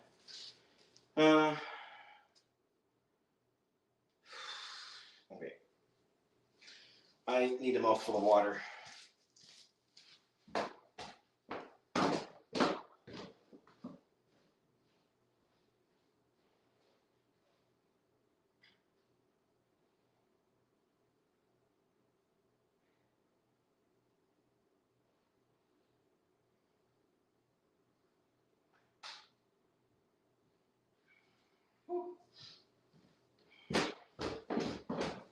Okay.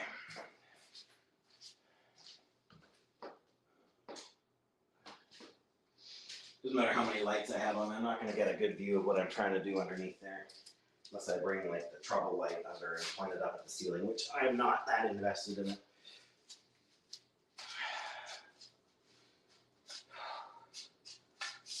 Yeah, when I'm done, I'm definitely going to get a cold drink again. That was just tepid water, which is better than nothing when you're thirsty, but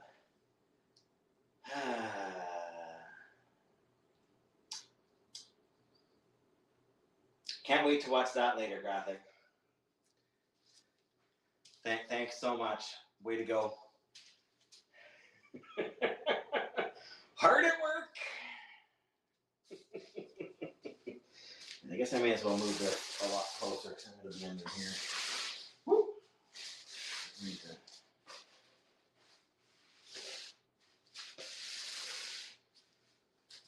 honestly, I'm going to be so far away, I'm not going to see. I'm going to be mostly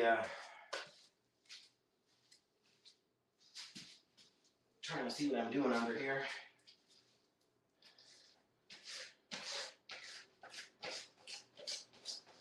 I'll be able to see if a new message pops up at least, so that'll be something. Alright, let's get a...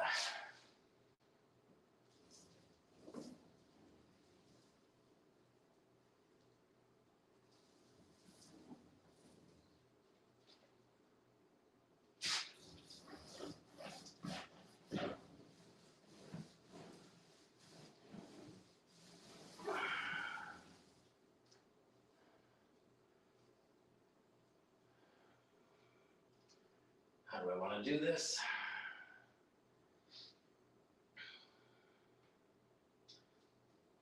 I was going to say, how far back did I go? That's the real question. Up to there.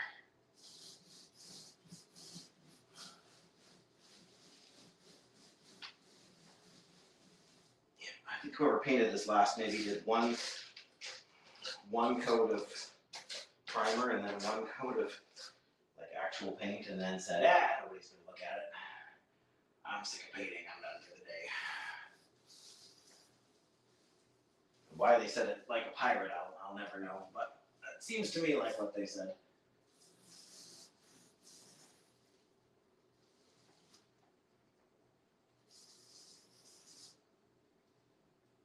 Just need to be careful not to stand up and get... Last time I was painting, I ended up with a bunch of paint in my hair. I don't even remember why now, but let's try not to do that at least.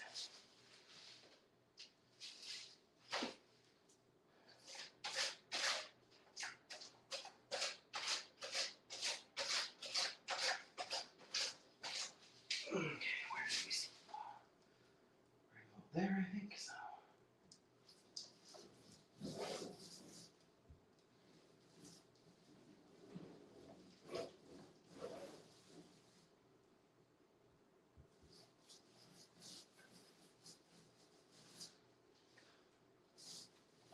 Also don't want to get paint on my glasses for obvious reasons. I don't want to be staring up while I'm rolling this.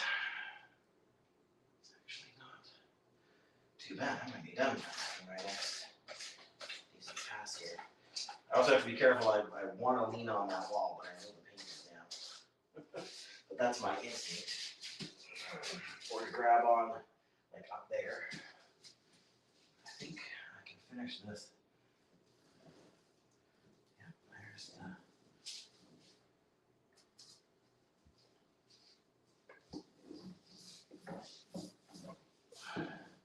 Hey.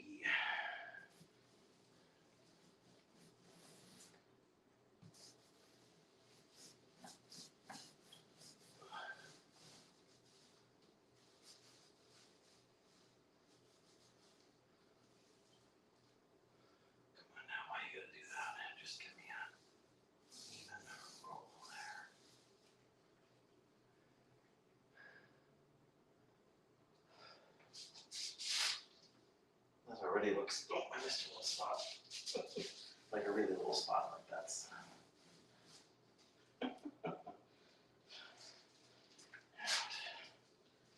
Is this spot or is that just a reflection? I think that's just a reflection, yeah.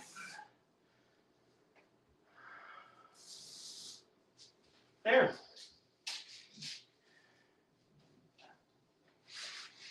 Oh, easy peasy.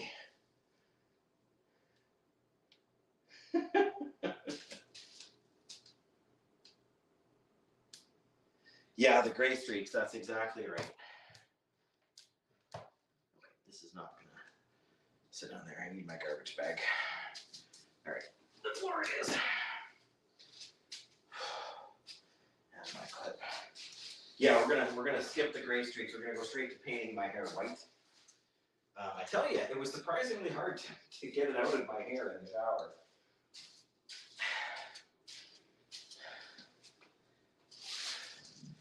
Using my little fog-proof shaving mirror to try and make sure I got the last of it out. It wasn't even that big of a patch.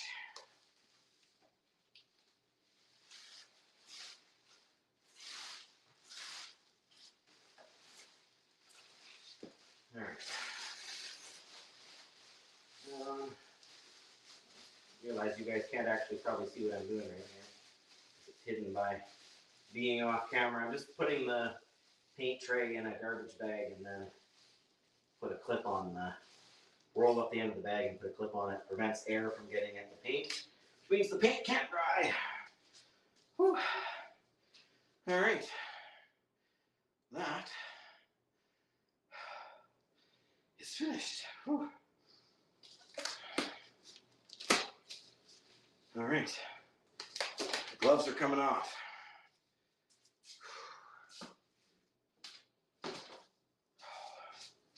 So sweaty. Okay. I am going to shut down the laptop here for now, since I don't need it anymore. And I will switch back up to the. No, I don't want to install any updates. Thank you. Hibernate. All right, and just going to turn. Okay, well, not turn. I need to pick this up first. There we go. So, yeah, that's going to be the kitchen. Well, that's the kitchen through there. That's what we just painted. That's the outside walls there. There's the end wall that we were doing before. And this is the green wall that we started with. Started in that corner. You can see that's where the plate was for the smoke detector that was in there before. I just realized there is a paint drip here that I did, and I'm going to get paint all over my finger after spending 2.5 hours painting with gloves on to not get paint on my fingers. And back through this door here, this is like the entryway that is just a disaster. Like there's a million little corners, and then there's the like the closet thing. And this is the room we were doing before, which looks really nice.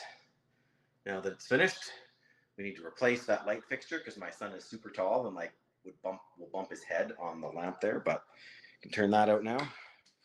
And yeah, I'm gonna go upstairs, get another drink, take off these wrist braces, and see if I can find that link from you, Graphic, there. So give me a second, and I will see you guys shortly.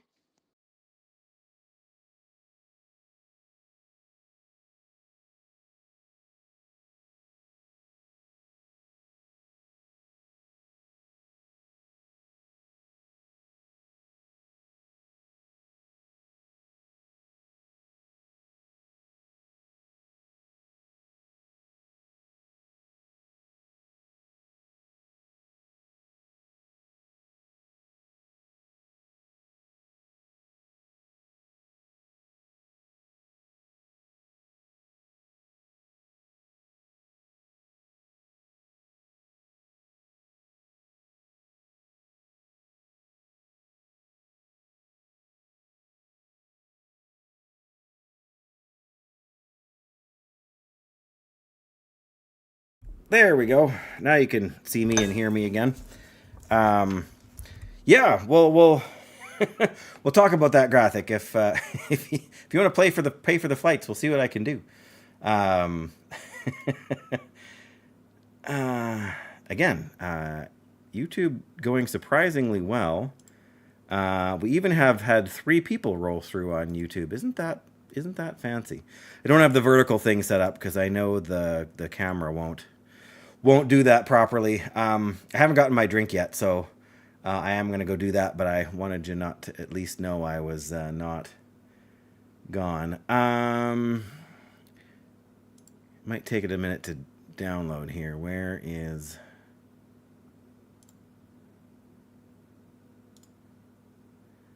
no, just open the link, yes.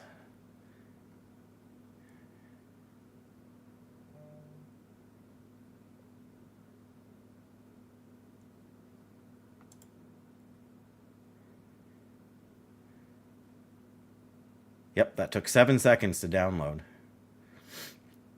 Perfect. Show me the folder. Close that.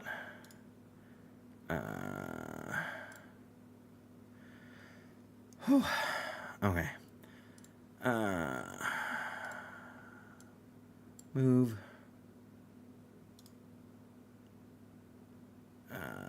Where are we here? Extract.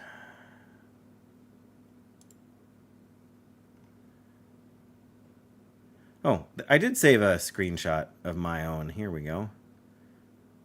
There we go. It's a vicarious mace with 170 attack damage. If you eat, gain 2 damage. If fatal, make 2 spicy toasties. When card gains damage, or if you eat, plus 2 damage. I'll show that one off maybe after, but yeah, sounds good.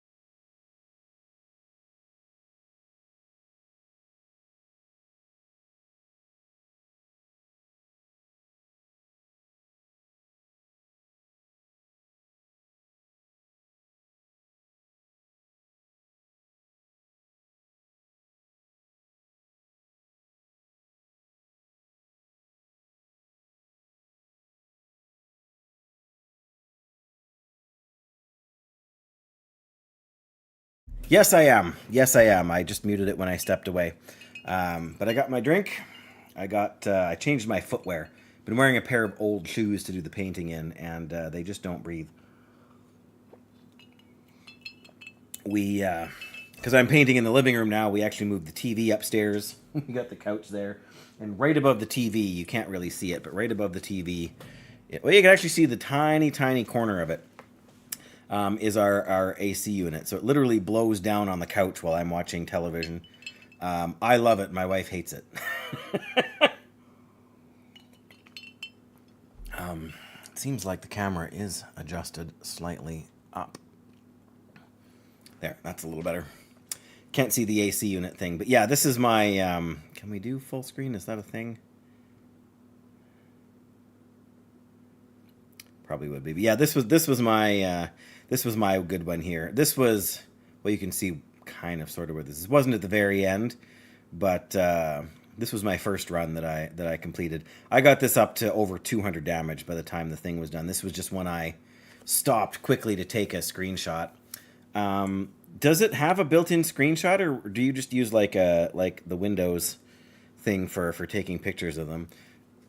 I didn't have the game like full window when I went and did this one. But yeah, here's here's graphic stuff. That's a little easier to see. The pictures are slightly bigger. This must have been from an old patch because this is different. 40 damage. If fatal, increase this card's damage by 2. Yeah. If fatal, draw 2 cards. Gain 1 energy. That's super strong. Oh, adds vulnerable and deals 20 damage. Oh, in Steam. I never even think about it on Steam. I just use the snipping tool. And then just, you just create a new snip and I don't know what it's called in the German version of Windows. But yeah, there's that Vicarious Mace. Left to Rot. Deal 42 damage to all. Holy smokes. I have never seen this card. The details on the cards have changed. Yeah. From a while ago. The timestamp is in the screenshot, or in the file names. Yeah, so this is from 2025. So this is like a year-old screenshot now. But, yeah, I don't remember seeing Left to Rot anywhere. But Linger, super powerful, because you never have enough cards. Can we go to the... Oh, there we go. That's even bigger. Yeah, we can just go to the next one. 50 plus 4 damage. So that one gets plus 4. There's the Scythe. Rage. Yeah, Rage is an interesting mechanic. Because instead of making the enemy vulnerable, like it actually makes your damaging attacks do more. So that's pretty strong. But yeah, 126 plus 4 damage, and adds the vulnerable. Yeah, see, whatever I have, I've never been able to add vulnerable to. So I'm guessing that's maybe what the target dummy does, because I've never really gotten access to the target dummy before. As a camp item. But yeah, the latest patch doesn't seem to be quite as color coded, and I kind of miss that. Like, these ones look more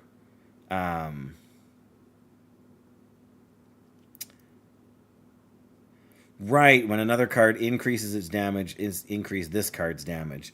Yeah, and that's an effect that's still in the game in one form or another. I don't remember if the Vicarious Mace had it or not, but yeah, it's definitely one I've seen out there. My problem is that when, like, because there's been a couple of times, once or twice, the attacks for more damage. Okay, because the one that adds plus damage to cards now is the gloom crystal. Yeah, at least it let you know when, and I mean, for colorblind mode, I can see why that might be an issue for some people. But I think being able to see like, even if they underlined words that you can mouse over so that you would know that there's a tooltip there you can read, that would be helpful.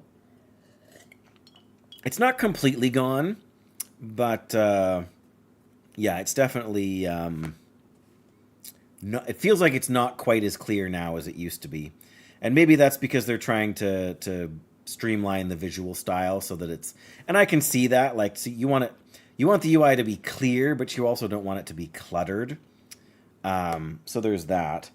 But yeah, when other cards increase in damage, then the target card increases damage. That's super strong. Yeah, that's a few cards. What I was going to say is that the rare times when I've been able to remove a card from my deck, I've noticed that it doesn't always show every card, right? Like when you go to use the alchemy table or the gloom thing to add damage to your cards, when you go to use one of those, it gives you like 3 cards to choose from. And I think when you go to use the like toad to delete cards, then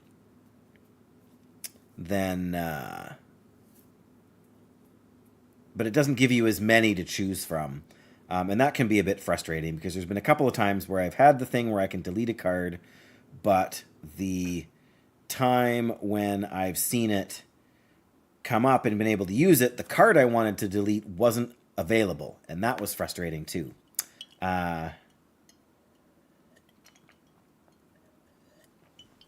Yeah, and I would hope they're getting some feedback on that.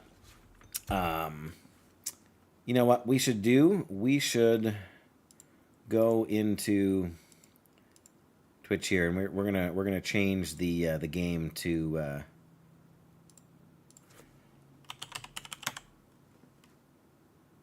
Shroom and Gloom here again. There we go. Because that's what we're looking at, and I'll boot up a game here and play when we're done going through these screenshots. 16 plus, so here I'm guessing that 25 is the total amount of damage you've gained from, the different abilities you've put on it. And I think that's useful. Or interesting to know, right? Like, because when you got this card, the base damage was 29. That's already crazy strong. But 29 plus 25, then you've got to do a little bit of mental math if you're trying to figure out if it's enough to take out a certain enemy. So I can see why they consolidated those numbers. Yeah, draw 4 cards if fatal. That's crazy. That's a lot of cards.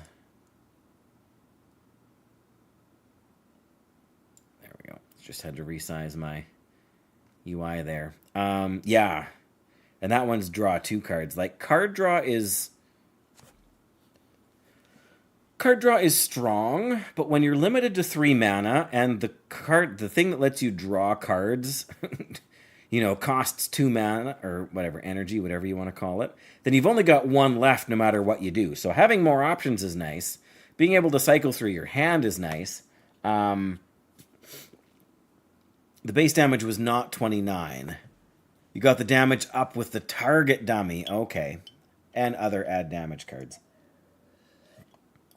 Yeah. But I can see why they moved away from the 29 plus 25.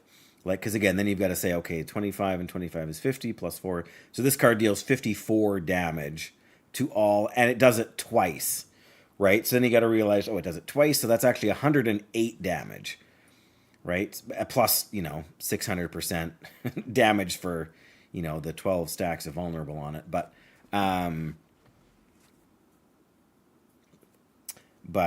yeah, I can see why they want to streamline the damage numbers. And card draw is, in any game like this, card draw is super strong. I think being able to draw, and I mean that's the way the game works, right? If you're lucky, and you go to whatever you want to call it, forge or to upgrade, and it gives you the if fatal draw 2 cards, and you already have that buff on a card.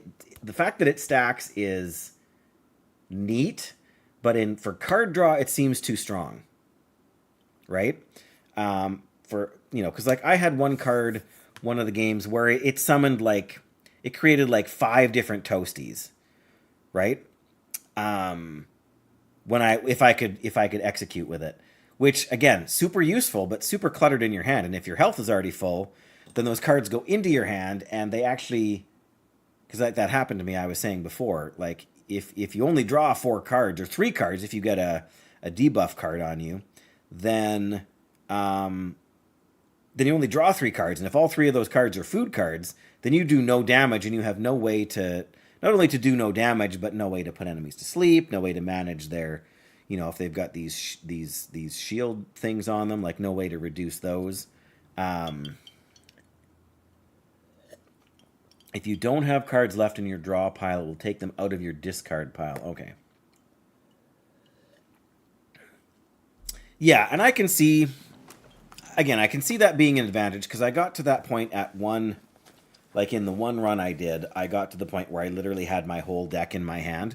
The problem is that I had no energy left, and so while I had my whole deck to choose from, and yes, I had a couple of cards that would give me an extra energy, in the end, I couldn't play any of those cards, and then they all got discarded, and then I drew 3.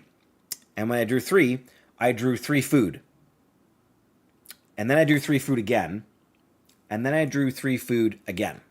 So I went 3 rounds not being able to do anything. And it's a good thing my health was relatively high, or I would have been killed by the fact that I had no food. Or, because I just kept drawing food, right? Because if you get 3 food cards, assuming all of them are like the ones you can use 3 times, then sure, like maybe you can heal yourself through the damage you're taking. But anyway, if we're gonna look at all of these, we shouldn't get bogged down too much on all of them. 33 damage to all enemies. Yikes. If fatal, trigger all. Yeah, that's my favorite one. If fatal, trigger all if fatal triggers in your hand.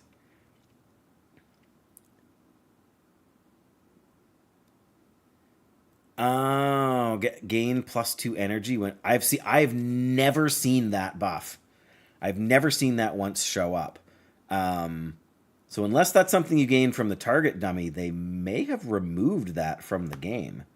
But that would be even stronger than just straight card draw, in my opinion. But yeah, because if you can have your whole hand and you've got cards that draw cards and cards that execute and cards that give you food, like you can just, and cards that give you energy when you kill something, and then you play that to trigger it, and then it gives you more cards, so it brings all those cards back from your discard pile. Unless they're exhausted, of course. If they're exhausted, you can't use them again, which is a downside, but there's got to be something to prevent it from... yeah, but that's a fun one. Triggers all if fatal. Yeah, 33 damage to all. That is crazy. Mechanics from the resting place a year ago. Yeah, and I haven't seen it, and maybe they've just moved it so it's not something that the Paperboy can do, right? Like maybe in trying to come up with other classes, they had to pare some of the abilities down so the Paperboy couldn't use it, or maybe they threw it on there because they wanted to play test it and see how players used it. But ultimately, they're going a different direction, or making it so that one of the other character classes can right, because if the Paperboy can have lots of card draw, then maybe the Lunch Lady can have lots of energy, like lots of bonus energy, and that way you have different, right? Because if the only other game like this that I have even a little bit of familiarity with is Slay the Spire, and this very much feels like it wants to be but it's a take on the same formula, right? No, cheese. I want a hot dog. I want a milkshake. I want potato chips. You'll get nothing and like it. That's right, Doyle. Absolutely nothing.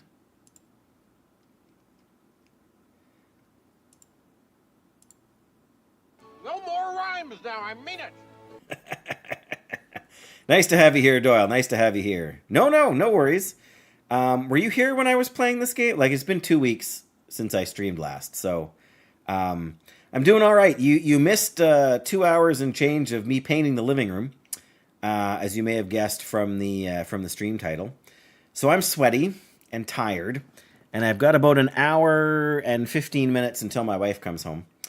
The good news is that there might be a shorter stream tomorrow afternoon that will be primarily gaming. Well, I can see the paint drying from here. You literally missed the paint getting wet. Yeah, more entertaining than the normal stream. No lie detected. But yes, I might be able to do a shorter stream tomorrow after I get home from some stuff I have to do. I've decided I'm not doing any renovation work tomorrow. Then I got to work Saturday, I got to work Sunday, I got to work Monday, and then Tuesday we go to the city because first thing Wednesday morning, my wife has her surgery for her thyroid. But you learned something valuable on the Warrior. I can't remember if you're doing a hardcore Warrior or not, Doyle, but lay the game knowledge on me. I am always ready for game knowledge. While you're typing that, I'm going to advance to the next. We got a half a dozen or more of these screenshots left from Graphic about this game here, but yeah, 39 damage, same kind of thing. But yeah, that's so many cards in your hand, hey. And like you've got. How do you have 15 of this scythe attack? Or no, that's probably 15 on whatever this like healing card is back here. That must be it. The The abilities won't start auto attack if you don't have enough rage to cast the ability. Right, because Heroic Strike triggers on your next auto attack. But if you don't have enough rage... So, now, correct me if I'm wrong, but Heroic Strike forces an auto attack, right? So it short circuits the weapon swing timer. That's my understanding. But if you don't have enough rage, then it doesn't begin the auto attack after. I'm trying to think through the implications on that. Oh, right-clicking to attack? Yeah. Right, yeah. And I'm spoiled because playing a paladin, I almost always open a fight with Judgment. And Judgment automatically begins the auto-attack cycle. Right, so you target them and you just stand there because it doesn't trigger the attack. And it's only when you attack that the auto-attack's timer starts. Right. That is interesting. And I can see how that could... Because like normally with a warrior, you want to open with charge, right? Because then you get in there, you get the bonus rage from charge, and then you'll be able to use your heroic strike right away. Or whatever attack, you want to do depending on where you're at and what level you are and whatever. But yeah, I can see that as being... especially if you've been stopping so the healer can drink or whatever, your rage is going to be all gone. Yeah, man, 15. Yeah, it looks like it's the Scythe card here, but it must be the one behind it. Yeah, and I haven't spent quite enough... Like, most of the time I'm playing a warrior, I've been playing hardcore.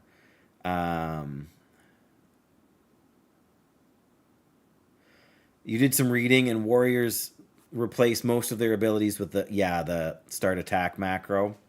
For sure. And I think it was Cataclysm, maybe, that they changed so that Judgment had a 40-yard range, or maybe it was a 30-yard range. Because normally it's like 6 yards or 10 yards or whatever, right? Yeah. Hunters have an issue with that too, with melee. With melee range, if you don't have the... I think once they started to have focus, if you didn't have enough focus to cast the melee attack, then it would do the same thing. It wouldn't force your auto attack to start. Maybe it was at the range too, I don't know. But yeah, because charge has that built into the ability, right? But especially if you're in a dungeon and you're switching mobs, like you're not going to be opening with charge on every mob. That's like a solo questing kind of thing, right? But yeah, I remember having that baked into macros I used for like Avenging Wrath and stuff. Because when you use Avenging Wrath, it always made Hammer of Wrath usable immediately, and so I had them bound together. So it would Avenging Wrath, it would Hammer of Wrath, it would start attack, and then I think maybe I even had it set up to cast Judgment. Because when they added Avenging Wrath, that's when the seals, you didn't have to reseal every Judgment. Hunters don't have that issue? Okay. Right, and see, I always take the straight old-fashioned attack button off my bars. But I mean, technically when you right-click, it's supposed to do that. But I guess maybe it works different for warrior there, then yeah. But again, Judgment on the Paladin, right? That instantly puts you into combat. I suppose if for whatever reason you were not able to cast Judgment, like if it was on cooldown, I suppose I've had that happen before too, right? Where I've run in and I've been spamming Judgment to start the fight, but I get into melee range before I hit Judgment, like before the Judgment goes off because of the cooldown. But yeah, because there was a little while when Judgment was and maybe it is in retail now too, like a 30-yard ability. But when it first went from 10 yards to 30 yards, I got in all kinds of trouble. Because I used to just spam the button, and I remember pulling extra packs in dungeons, and just because because even if you don't have an enemy selected, if you press the Judgment button, it automatically tab targets to something and casts Judgment. So I was pulling mobs from across a room.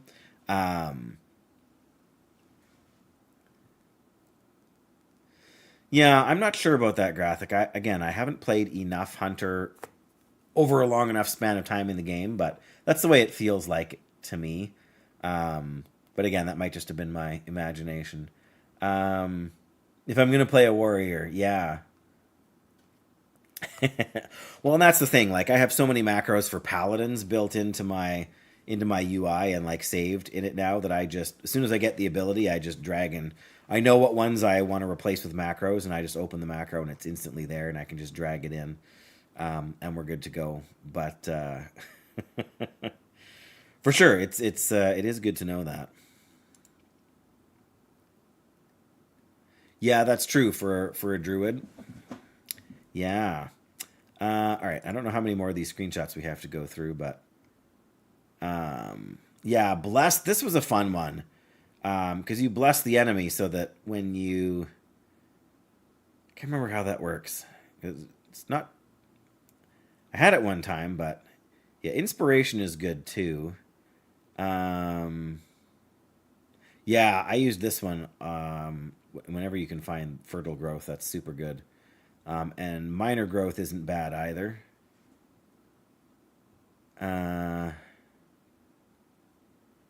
Make repressed rage. Oh yeah, increase maximum health by 2. That's another one that I've come across in my last run that was crazy, crazy good. Again, I have even less experience with the druid than I do in the warrior.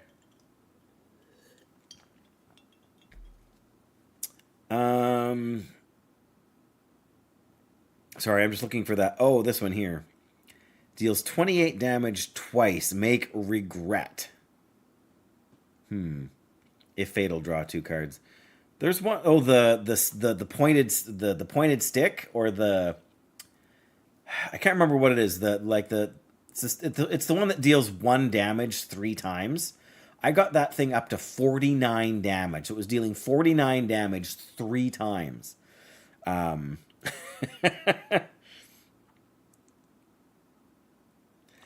Burning Wine. Deal 5 damage to self. Make Burning Rage and draw 2 cards. Oh, you can only use it once. Everlasting Truffle. Increase maximum health by 3 and heal 5. 93 uses. That's crazy. But yeah, 0 mana. I think actually you know what? I think that, because yeah, like I was saying before, if you get into the mid game and you get to a place where you get some of the cards, sometimes they'll have higher damage on them. Sometimes sometimes they'll be 1 fewer mana. And so yeah, I had one of those I think it was a hot poker or something like that. But the rage stays for the whole battle. Oh, okay. And see, I'm used to like rage in Final Fantasy and like JRPGs, which balances the extra damage with a loss of control effect. And that doesn't seem to be an issue here at all. But yeah, that's I've never seen this card. Because yeah, there's actually 2 things I've never used. I've never used the target dummy, and I've never used the cauldron that lets you cook. And I'm going to presume that burning wine is something you get from when you cook, in the camp there. 89 plus 30. If fatal, increase cards damage. 50. 80. If you eat, increase damage. Yep. Oh man. Eat like, why do these have a 4 in the corner, Doyle? Or Graphic? Because does that mean they're more energy than they used to be? Oh, from the chests. Okay. Yeah, I haven't seen that card. I've tried to open as many of the chests as I can, but is this like an older... Yeah, so this is still from like a year ago, so some of these things probably... Like, what? I'm just confused why it says 4 energy instead of 1. Or the scythe might have been 2, but stab should have only been 1. Unless that's a debuff or something that you get. But again, some of these cards over here... Oh, maybe these are like the curse cards or whatever.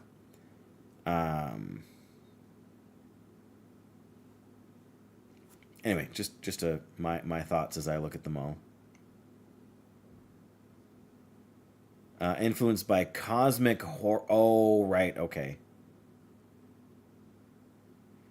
Whenever you play attack or I get it. Okay.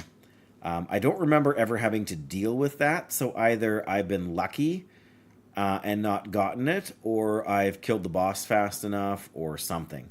Because I don't know. I don't recall ever having. I mean, I've done maybe 6 or 7 runs of the entire game, like since I started playing it. So it's not like it's a crazy amount. But yeah, I don't know. So yes, I work Saturday, Sunday, Monday. Then we're going to the city for Tuesday, Wednesday. Wife's surgery is on Wednesday. She has to stay till Thursday. So I think I'm coming home Wednesday night, and then I'm going to come back to pick her up Thursday, and then I have Friday off. And then I have to work. Maybe I just work the Saturday, Sunday. Yeah, I do work Saturday, Sunday. Anyway, so I don't know how we'll sort all of this out, but I was talking to Graphic earlier, Doyle, just about playing more WoW and having time to do stuff. I want to keep going on my challenge Paladin. I want to do Burning Crusade. I want to play with another friend of mine who's back and recently playing after years away. And just, I have too much stuff going on. It just, like, I don't even know when I would have time to play. Oh yeah, the guts. Gain maximum energy and draw a card. Those are always good.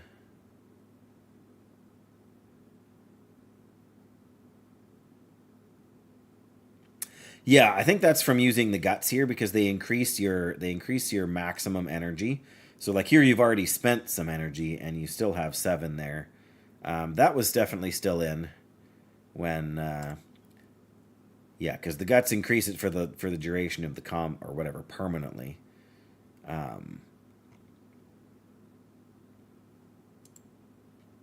Yeah, again there you got 7.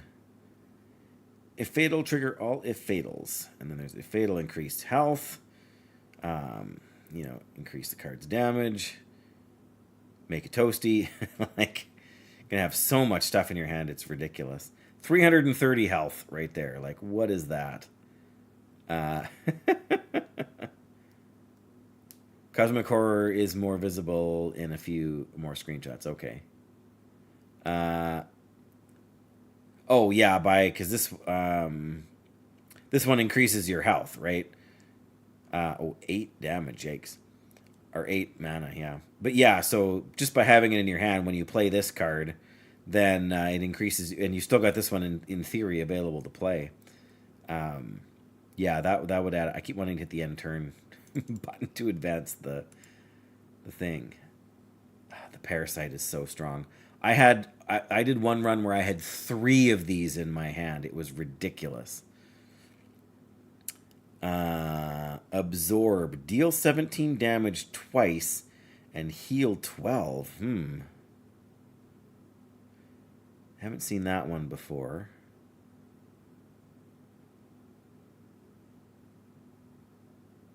Exactly, right? So yeah, the Grand Mall, you only have to spend the 2 energy and you get all those effects. A notebook. Add vulnerable to all enemies. Draw a card. Oh, I've seen this once, but not being able to draw very many, whatever, temporarily reduce the cost. Didn't seem like it was that good of a pick to me, but I've ended up with cards I didn't want before because I took one of the yellow cards you get that makes it so that you can't not pick up a card. Yeah, exactly, right? You got to use them a lot. So they're not that helpful in a bigger deck. But again, if you can stack 3 of them on a boss, you're going to kill it in no time. It can go negative. Oh, wow. So it actually gives you energy back when you play it. That's hilarious. That makes logical sense. It feels like you would have to... If the notebook had whatever the condition is that means you keep it in your hand at the end of your turn, that would make it stronger, I would think, and less situational. Each time you deal damage... I suppose if you had lots of AoE damage, I hadn't thought about that. Right? Because if you're using the scythe and you're dealing damage to everything, then use the scythe once and hit 5 enemies, and this is going to go from 4 to -1, right? And that would be worth it. Yeah. 82 repressed rage. 142 rage. Each time you deal damage, increase your rage by 1 times 82. Oh, because you've got 80. Yeah, okay, you've got 82 of the cards. Yeah. I don't even know how you get that graphic.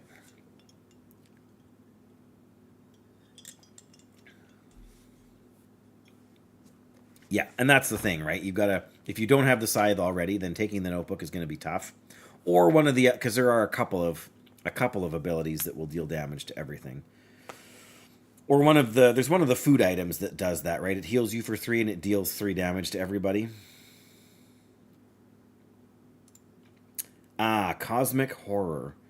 I remember seeing that, but I don't remember getting the card in my hand. Inescapable. Replenish. That's the one that keeps it in your hand. When you play an attack or skill, increase the cost of all cards in your hand by 1.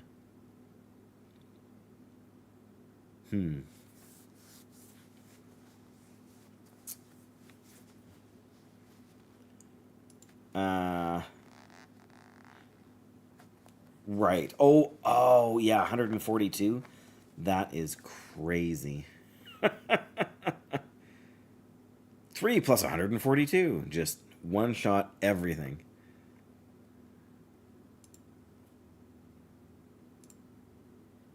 Maybe I have, because that's why having the increased amount of energy is important, because when you get to the point where you're, where your abilities cost 5 energy each, you gotta be able to...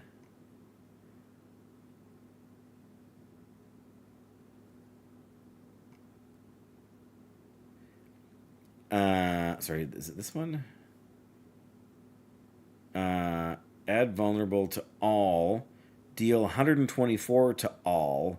If fatal, increase this card. So you could kill 3 things with one swipe, and buff this thing's damage by 12 in one use. Wow. Yep.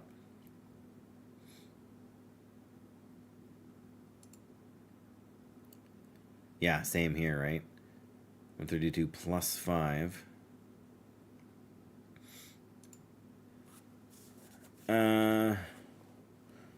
Why is there so many cards up here? I don't think I've ever seen a setup like this before. Hope. Temporarily reduced cost of target card by 1 and draw a card. I haven't seen that one before either.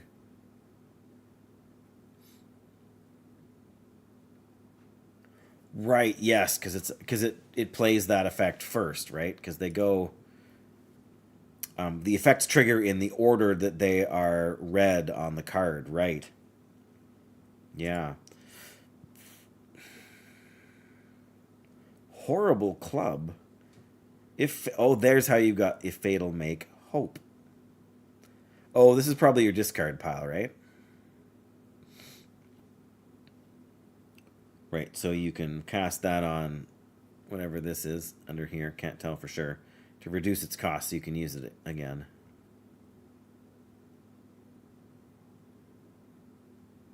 Right, exactly, which is super useful. Overdo it. When you heal past max health, draw a card. Oh, that's useful. Yeah, so you remember that time when I was saying I had like a whole bunch of healing cards to play in a row? Having overdo it in your hand would be great, because then you can heal yourself and the overhealing triggers card draw. If you're not actually regenerating your health. Super useful. Stay puffed.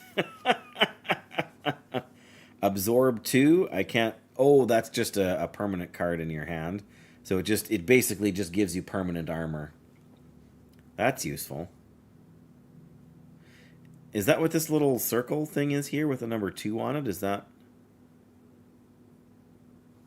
I'm going to guess that's the armor.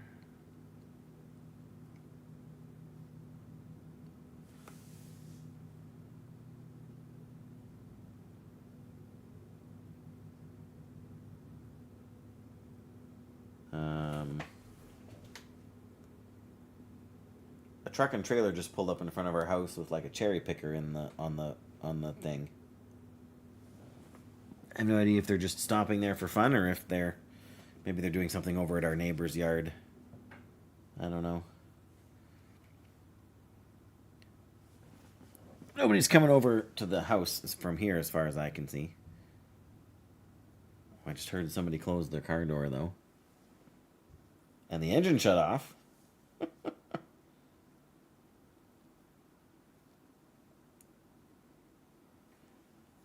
Oh, they just went across the street. Looks like whoever's here is going to go do something over there. Okay, that's fair. I just... it is the armor, right? Absorb damage, yeah.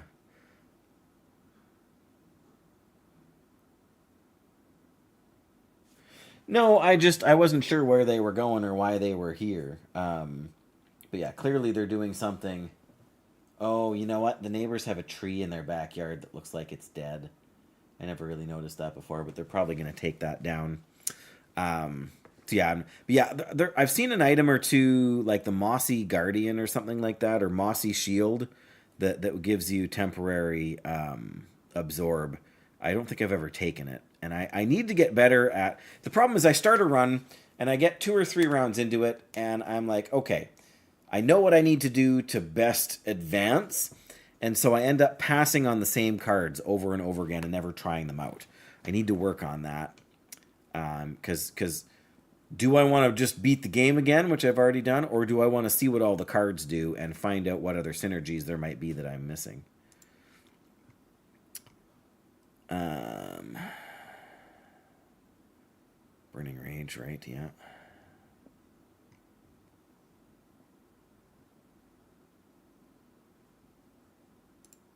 Oh, here's the video. Hang on. Is there audio? There's audio, but it's off. Does the audio... Oh, your health. That was what you wanted me to see. 505. Just ridiculous. I've never been over maybe 160. I've never been as close as 200, so that's crazy. And when was that from? That was from November. So still like 6 months, more than 6 months ago. So who's to say if that's even possible still? Maybe it is, maybe it isn't, but that is pretty cool. Okay, does the audio add anything to this? Should I unmute it and make sure we can see it or hear it here, Graphic? Above 200 often and above 300 a few times. Well, that's cool. Again, who knows if it's still possible or not, but... Oh, you hear when the other cards trigger, right? Okay. I'm going to have to bring up my audio thing so I can tell if we're actually hearing it on the stream or not. We should... I guess we'll find out. If it's not, if I don't see the volume moving, I'll go back and start it over again. Okay, are you ready? Are you ready? Oh yeah, we can hear it.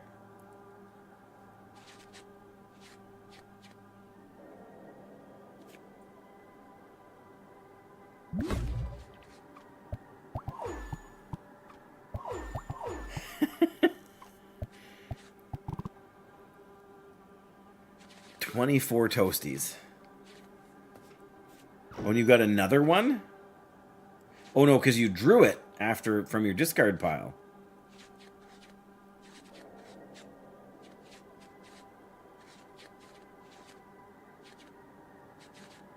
Yeah, I've never taken the knife and fork card before either.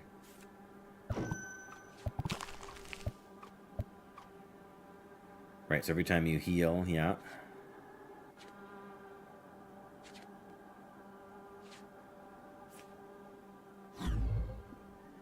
Add vulnerable. 22 vulnerable seems kind of OP.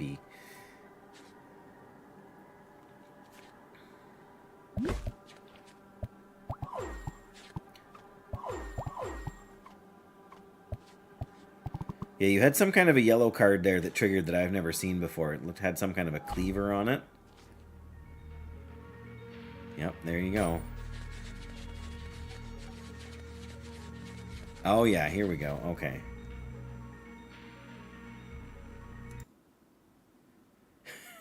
So many toasties. Toad juice. Drink toad juice to forget card. Yeah, so few times I've been able to remove cards from the game. Barbed vine. Deal 2 damage to self. Apply seasoned to all enemies. Okay, yeah. Man, how did you get all of these condition cards? Fever is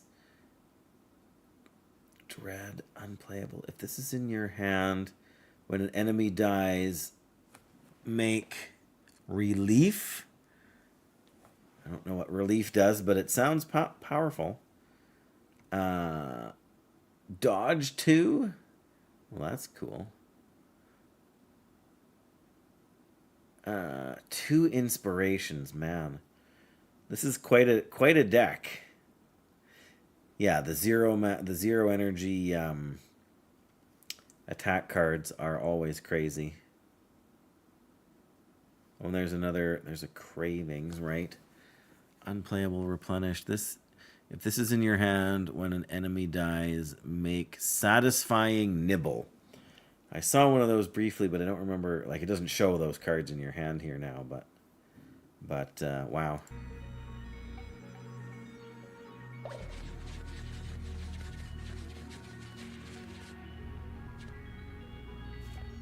There's your Gloom Door card.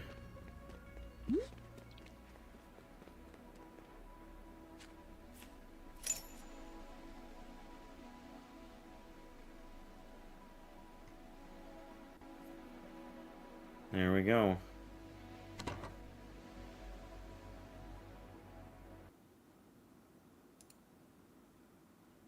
Yep, that's crazy, all right.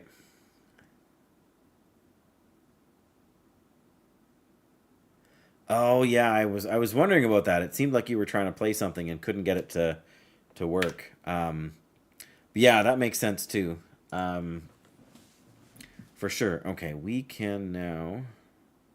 Where's my... There we go. Well, thanks for sharing that. That's a lot of crazy stuff, all right.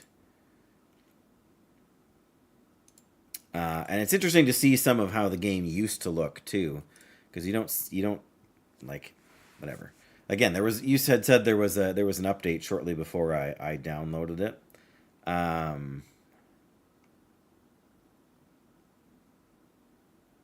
Oh, if you add a card, right. I didn't realize, or I didn't remember that being a... Nope, there, that's what I want. Yeah. Where is my Steam? Steam. Play Shroom and Gloom.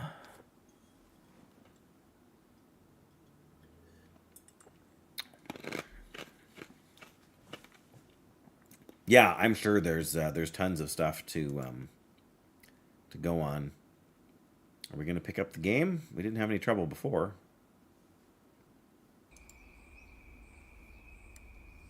I think maybe because I think last time I had to force it to... I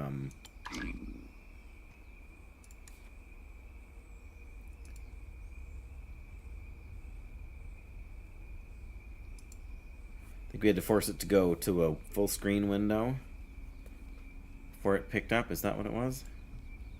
Yeah, there we go. Okay.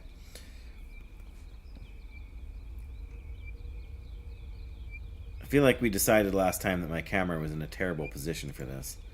Yeah, there we go. That's what we were using. All right, new run. New run hype. Yeah, lunch lady or concerned parent. You gotta wonder if there's a way to interact and play as the toad. Paperboy, lunch lady, concerned parent. There's so much room for more jokes in here. Gotta wonder if one of them starts with more health or gets more energy to use. But yeah, this is the standard. Standard setup. Get to the gloom. Gonna move on here. Let's take all those. It's kind of a cute little intro thing there, right? Hot poker. Deal 4 damage, take 1. Oh, this one evolves. I've used both of these. I've never used the infected limb. I am going to try the infected limb. Key, unlock, and consume, I guess. It's been a while since I started a new game here. Now we fight. Deals 4 damage, so we want to... Let's stab, infected limb. Cause we gotta get the evolve going on, right? Cause yeah, I'm curious to see what happens when it evolves. But I guess we don't have to use it to kill something necessarily, because there's no requirement for that. So, but I do want to get a toasty going here. So I think, because we're gonna take damage regardless. 4, 8. I suppose we could kill the big guy. But then we wouldn't have. Then we'd still take 6 damage. So we are better off to at least attack both of these guys. So then we take the same amount of damage. But all right. And then roast. Get a toasty, and then we will stab. Nothing. I mean, we could heal, but we'd be wasting the healing. Ow. Alright, we can kill this guy right away with 2 stabs and a roast. Seems like the way to be. We'll let him armor up and we'll still be able to kill him. Oh, we can use this again. Oh, nuts. Well, we could heal. That might not be a terrible idea, but let's wait and see. But yeah, if we... Be nice to get this high, like, because there's nothing... I guess we could use this first and then that, but that would be silly, because we still wouldn't get the toasty out of it. But this is 4 damage, and that's 4 damage, and that'll kill it. So... Let's just get the evolution going on here. Oh, practice dummy or soup pot? Oh, see, this you have to fix, but this you just get access to. Let's make the soup pot. I've had the grimoire once. I didn't like it as much as the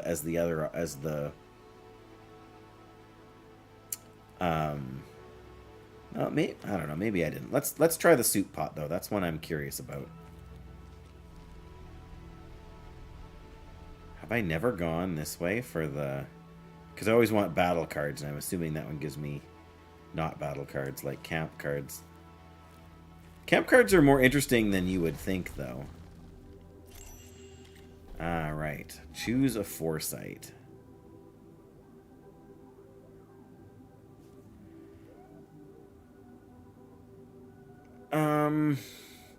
I've used Ready to Scrap the most, and it has some usefulness, but I feel like this is actually a better card, assuming you get enough if fatal abilities, right? But I've never used this one before. Oh, at the start of each exploration. Okay, question for you, Graphic. The soup pot, does it use combat cards to cook, or does it use camp cards to cook? Because I've never used it before. And if it takes combat cards to cook, then that seems pretty strong. I never feel like I have very many food cards for camp.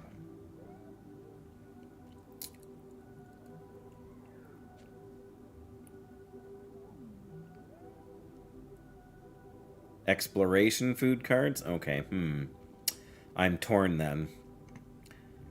Like, this gives you a free card every combat. This can give you multiple cards during combat. I'm gonna take it for science, Graphic, for science.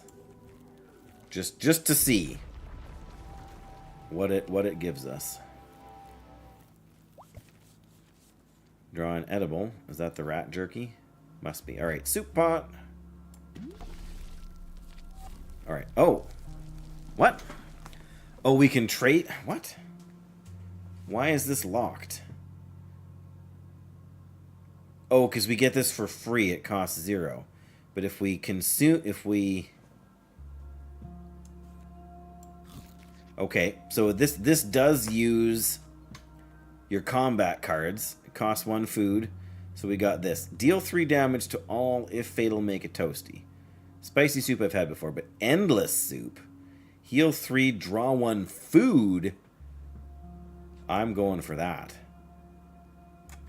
+3 healing on all cards? Wow. We're not getting it obviously, but that's crazy.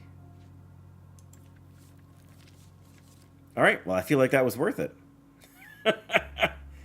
Alright, I am going to open this chest.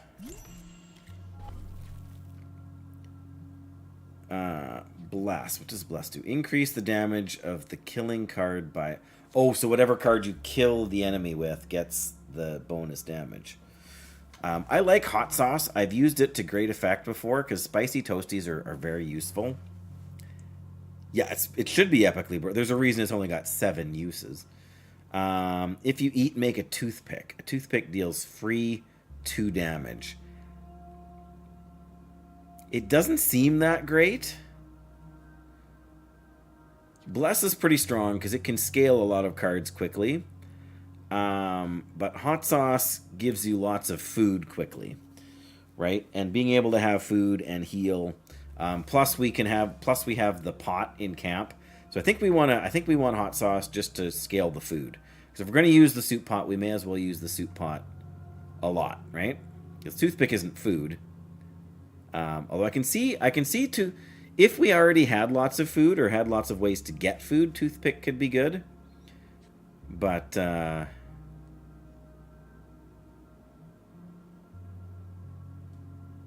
yeah, it's also, you don't always draw this card either, I suppose, right? So hot sauce.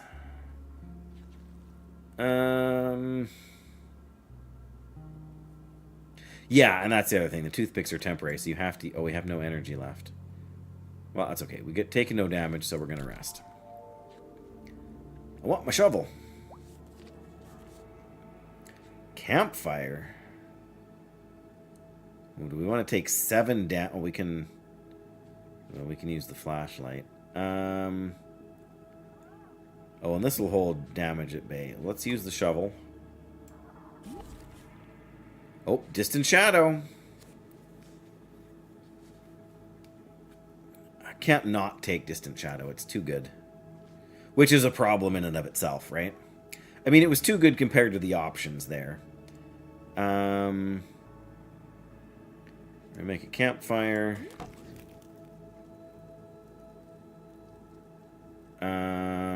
Take 2 damage. Or we... Alright, let's... Oh, we draw another card. Is there... There's no torches to light here. That's okay. Alright, we'll take 2 damage. Because I can't open the door. I mean, I could bash for 5, but... Let's take 2 and see where we get.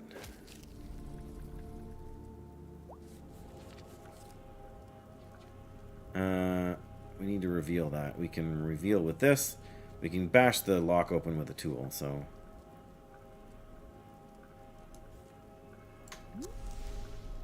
Oh, that just shrinks it. Okay. Oh, this draws us a card.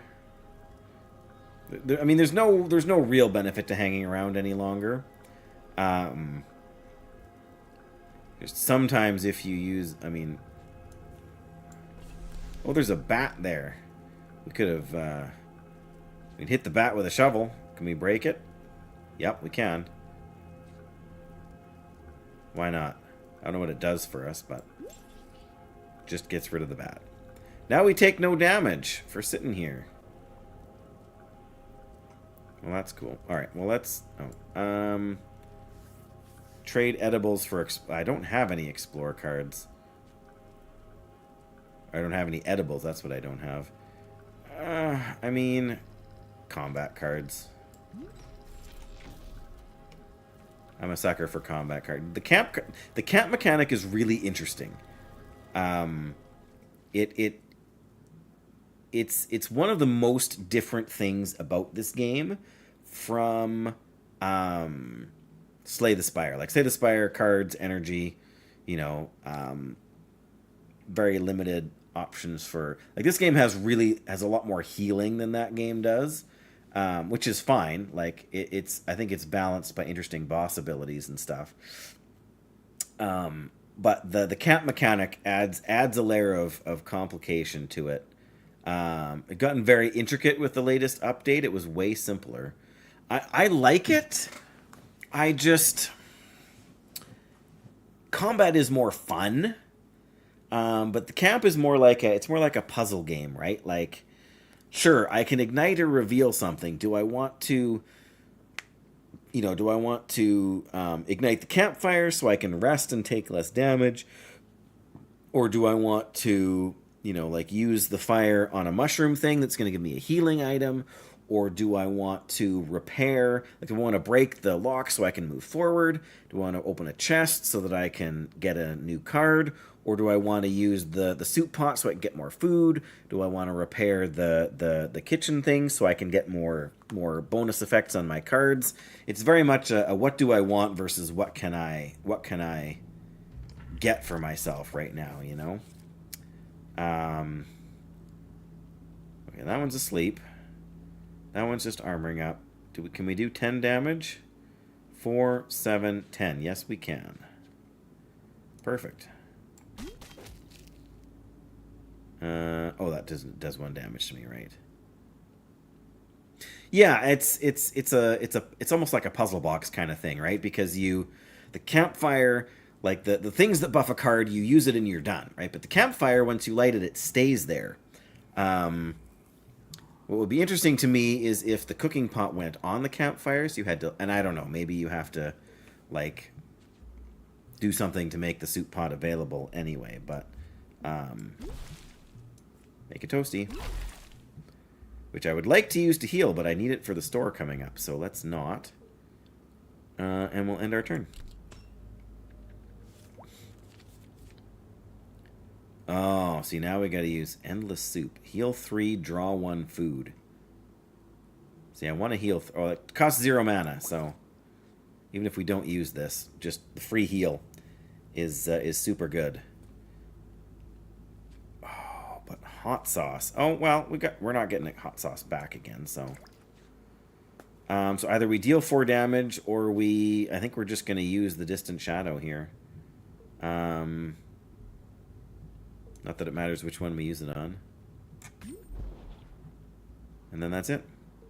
Take 3 damage, but we healed 3. So it's okay. Okay, so I got 8 health.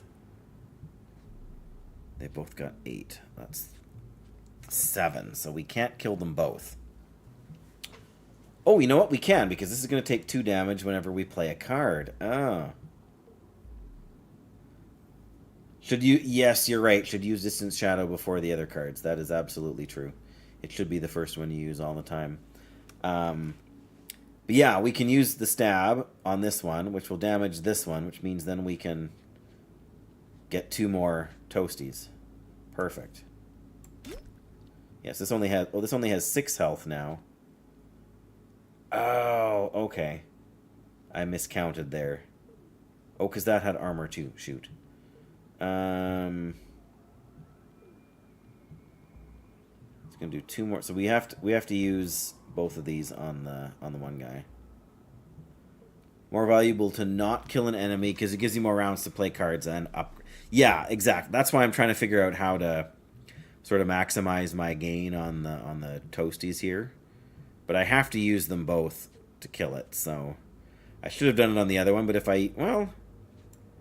that'll take 2, so I'll go down to 4. So this will go down to 2 health. So I can eliminate the one that's going to damage me. and still get a toasty out of it. So I could end combat right now, but I'm not going to take any damage, so why bother, right? And now he's just going to armor up as well. So 3 damage. We may as well make another toasty. We may as well have lots of food for. But we could use this and evolve it right away. I can't look at the map when I'm in combat. That kind of annoys me. Just because I can't, because there's this camp, or do we get the mole guy before this camp or after this camp? I can't remember, right? And I feel like I understand why you're in combat. You don't want to be looking at the map. You want to be staying alive. I just feel like having more food for that is a smarter play, because that's where we're gonna get our. I feel like it is too. And this is only 1 mana, so we'll evolve it next time we get it in our hand anyway. Oh, the distant shadow. Ooh. Backpack is strong. Sweet root. Feed, gain 2 energy. Gain 2 energy and heal 5. Wow. That's pretty strong for a camp item, too. Gain 2 energy and breadcrumbs. That feeds or reveals something, right. I understand the, like, having limited number of uses on some cards. I would much rather have a card that is always useful. Like, I would much rather be able to draw extra cards than have this card become useless or disappear or whatever happens after a while, right? I've used the loaf of bread before, and I think more often than not the energy didn't help me because I didn't have the cards to need them or to use them. And these both are energy. This one heals you, which is nice, but I think just more card churn is a better play. Yeah, there's the mole guy. But so here's another interesting choice. Like, how much? I've got 6 edibles. Yeah, you can only play it once per exploration, but you got to draw it to help. So there's limits on all of them. So, but yeah, do I want to save the food for using the cooking pot, or do I want to upgrade? Like, I can't grab everything here.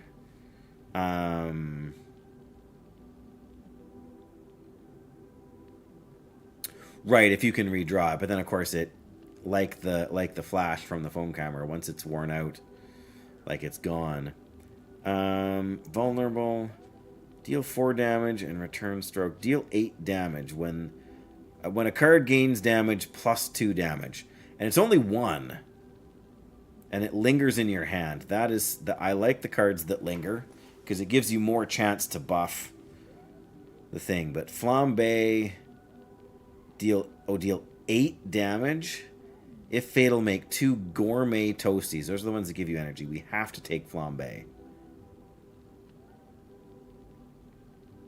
The fertile growth. That is a really good one. I didn't see that one at first. Being able to buff the damage on your cards. Yeah. Flambe is so good though. That'll give us 3, so we've got to decide if we want Vicarious Mace or if we want Flambe. I like the lower mana cost, but Gourmet Toasty's so good.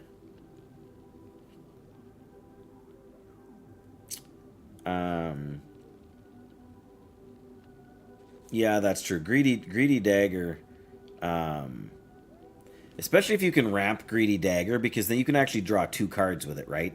You can draw 1 card with the first attack, and if you're lucky, you can draw another card with the second attack.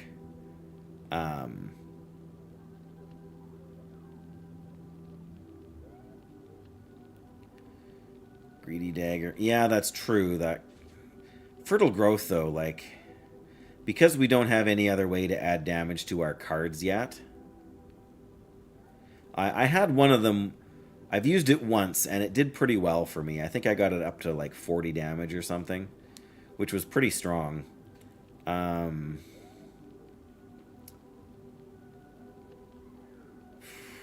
But yeah, those gourmet toasties with the extra energy. It's 2 energy itself, which is the downside. But you know what? I might take flambe and fertile. Well, that gives me 5. No, that's all right though.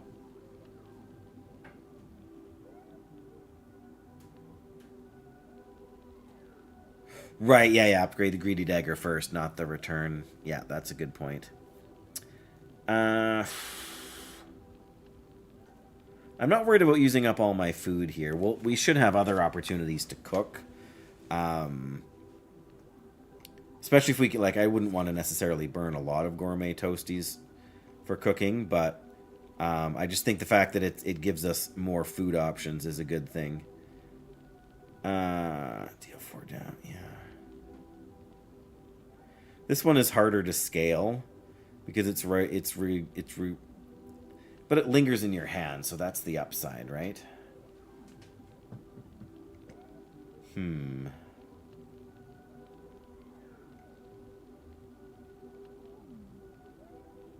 I don't know what I want, but I want fertile growth. Oh, the endless soup -1 use. Endless soup, I can actually use a charge of it to gain more food. Okay, that's hilarious. So if I use it once up here, it takes 1 use off. So go down to 97 uses. That's kind of overpowered. Not gonna lie. That's deal 3 damage. Alright, well. Alright, fine. Okay. So technically with that thing we could buy them all.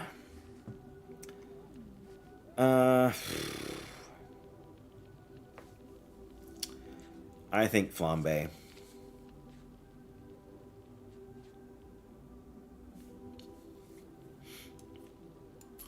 Yeah, I mean, we'll use this a lot, so I shouldn't burn a bunch of the charges just because it seems like a good deal at the time, right?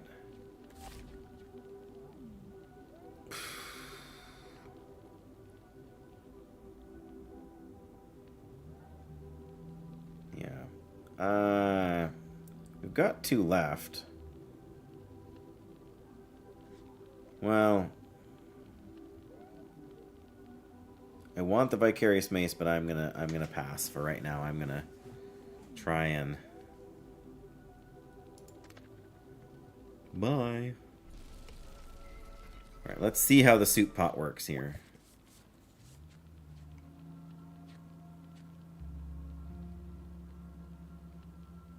Oh, could it be fed? Okay, so you do have to light it. I see. It's hard to use them all up. Yeah, I can see that. You would have to draw it fairly often. Yeah,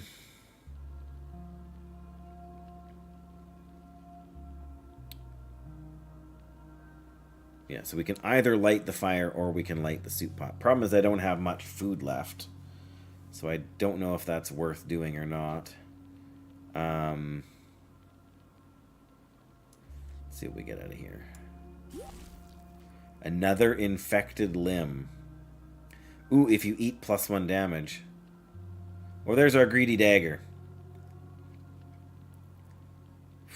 I'm going to take the scavenger blade. Okay, do we light?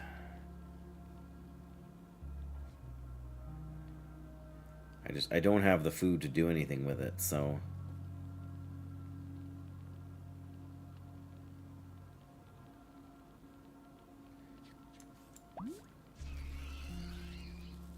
We've got the tool.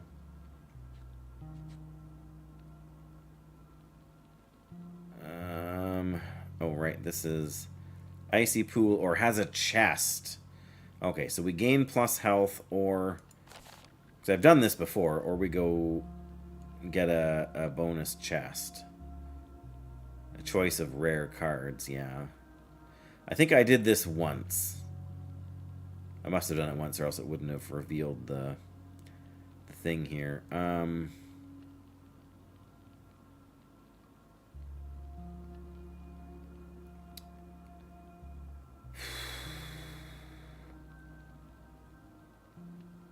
I'm gonna go left. I want to find cool stuff. That doesn't technically mean I have to leave now, though, right? Like, I can still rest here. I don't know what good it gets me, but it doesn't do any damage right now, so. Backpack, backpack.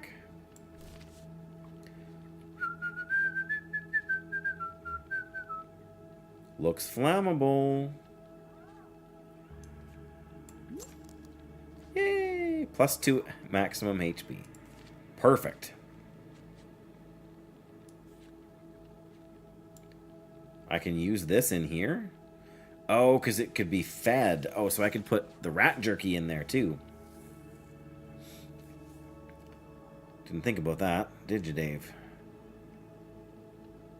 But that would activate it, but there's still no point in activating it because we don't have any food to use, right?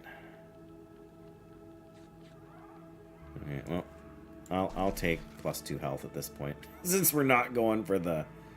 I mean, I guess I could change... Can I change my mind now? No, I can't. I've never even looked to see if I can do that or not. Well, I can't dig anymore. Nope, it won't let me. I've made up my mind. I've made my bed, now I gotta lie in it. Okay. Well, then there's nothing we can do, except maybe heal, but... What's the worst that can happen? If he dies, he dies. We've only got about 15 minutes before my wife gets home anyway, so... Evolve. 2 spell weakness. Oh, now we can evolve the infected limb, too. 4 damage. Oh, well, first we got to apply hot sauce to everything. I mean, that's a no-brainer. 2 spell weakness. An infected limb. Well, I guess technically we can kill one of these guys if we use... But then we don't have that many cards. We'll cycle back through the Dark Acquaintance again, I think. What's the worst? Exactly, right? We're just running out of time. So I don't want to drag it out too much, right? Should have used Dark Acquaintance first before Hot Sauce. You are right. Yeah. I don't think I am going to use it, though. I'd rather evolve my infected limb. Because I still wouldn't be able to kill the thing either way, right? But I want to... Got ourselves a spicy toasty.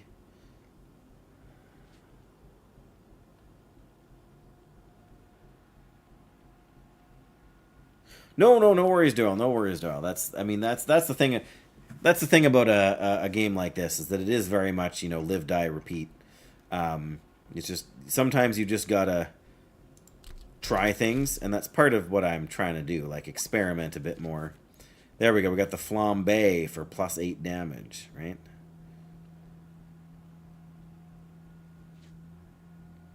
Ooh, inspired. Yeah, we don't like inspired.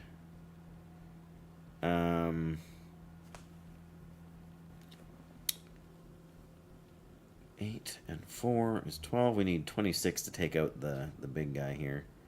If we can hit... Oh, here. We'll use this.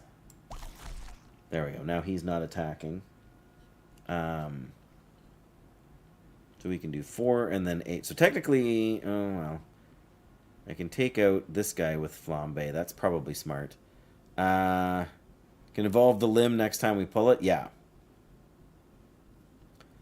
I've heard that. I mean, it's even rougher hardcore leveling a warrior, but if fatal, I think we just gotta burn the guy down. Okay, so we can do 4 more damage.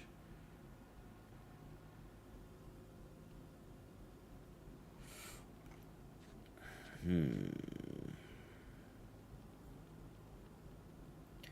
let's just stab and then see what we get next round. Ow. Yeah, we are kind of low on health here. Fertile ground, here we go. That's what we wanted. We want to buff one of our roasts. So now we got 7 damage, so we can kill this with 1 hit. And then we have to wait for the next thing, right? But it depends how gutsy we want to be. We're going to take 9 damage, which is going to leave us with 4 health. But we could split the damage. Then we wouldn't make a toasty, so...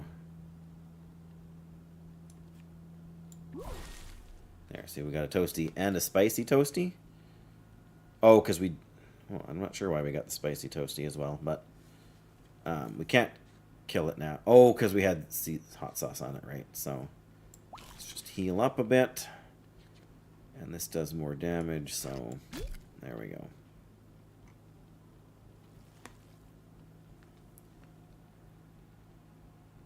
Right, yeah, I wanted to get the toasty out of it from using the effect for the roast, because I wanted to get my health back up a little bit here. So, but yes, you're right. We could have not killed it because it wasn't going to hit us. That is true. But then we wouldn't have gotten the bonus healing item. So heal 3, draw soup or draw food. We could certainly use the healing. There we go. If you eat, +1. There we go. Now we do 7 damage. All right, let's get this guy on because we don't really have that much more health. Anyway, 7 damage. I mean, we may as well just do 7 damage instead of 3. Yeah. The Doyle method still applies to the warrior, hey? Yeah, we're still going to take damage, but I mean, there's no point in doing less damage when we can do more. Ow. Oh, we can evolve them. Oh, we get to choose. Deal 5 damage. When you gain max HP, +4 damage. Holy cow. Or deal 8 damage if fatal, +4 max HP. Oh my goodness. Some choices here. I like this. Gain 4 maximum HP. That's pretty strong, I think. Deal 5 damage. When you gain maximum HP, it goes up in damage. Yeah. I can see that, but we don't have any other way to get the damage, so... Yeah, that's what I'm thinking. If fatal, +4. So we need to not do too much damage. If we do this, it's actually going to kill him. Because we've got spell weakness on. So that's 8 + 2 will be fatal. Oh, if we play this, it's also fatal. 8 + 2. I think we're better off to use the Fruiting Limb. We already have... What do we have in our hand? We have a spicy toasty, a gourmet. Got 1, 2, 3, 4 healing cards. There's not as many as I thought we had. Man, those gourmet toasties, though, are so strong. But do I want more max HP or do I not want more max HP? I mean, really.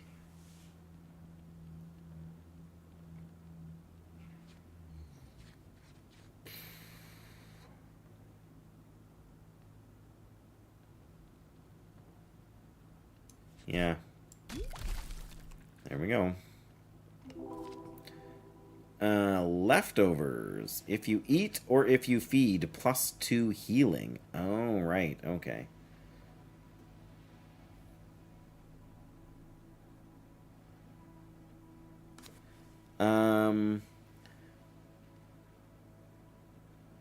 It did trigger, though, so I think that's something they've changed, Graphic. No, it did, because I had 27 health before, and now I have 31 max HP. I can't... There's no cursor, unless I'm over the card. Oh, yes, there is. Yeah, see? 31. Up from 27.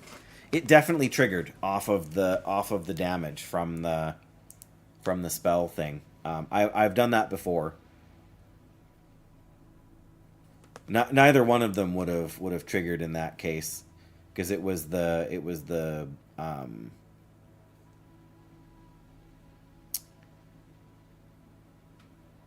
yeah, the 2 damage from the curse thing. Feed or gain 2 energy. We already have a backpack. Having 2 backpacks seems... Yeah, I think that's a good change because it makes the game... It takes away a little bit of the strategy, but I think it makes it a little more beginner-friendly. Because it's that card's effect that triggers the bonus damage that then kills the thing. So the card itself, like the effect from the card itself may not have been fatal. But yeah, that's definitely the way it's functioned as far as I can recall since I've been playing. So you learn something new by watching someone dumb who doesn't know what they're doing, Graphic. I had wondered that before, though, like when I was playing alone. I mean, backpack is good. If you eat or if you feed +2 healing, though. And it doesn't cost anything, so that's not terrible. Yeah, and I mean, that's... Whatever, that's part of the being the beta... Not beta, but demo, you know what I mean. Yeah, let's go with leftovers this time.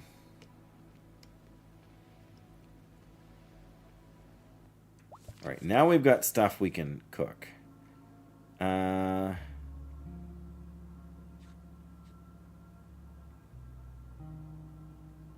Well, we could use this to trigger the cooking pot instead of the lighter. And then we can use the lighter to start the fire, so then we can hang out here longer so that we can get another thing to open this chest. Mossy or thorny. I don't know. I've mostly done mossy, but some of the thorny cards have some sort of negative effects that go with them. Alright, let's see what we can do here.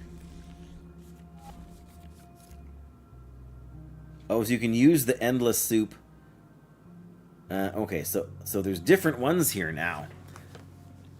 Fiery soup. Deal 7 damage to all. If fatal, make toasty. Persistent. When it's 0, it's only got 3 uses. And the growing soup also only has 3 uses. +3 damage on all cards, though. Wow. And then holy soup. +3 healing on all cards. Oh, we are so gonna get the...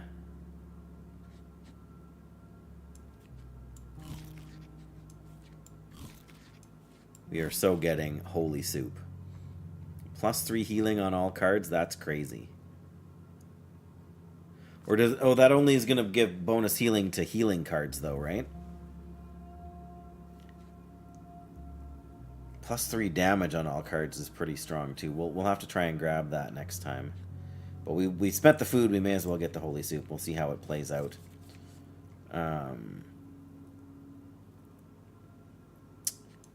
We got lots of mana, so let's draw some more cards here. We can dig. We can break. Alright, let's lighter. And let's dig. Hungry Blade. Deal 5 damage if fatal, +2. Minor Growth, +2 damage, draw a card.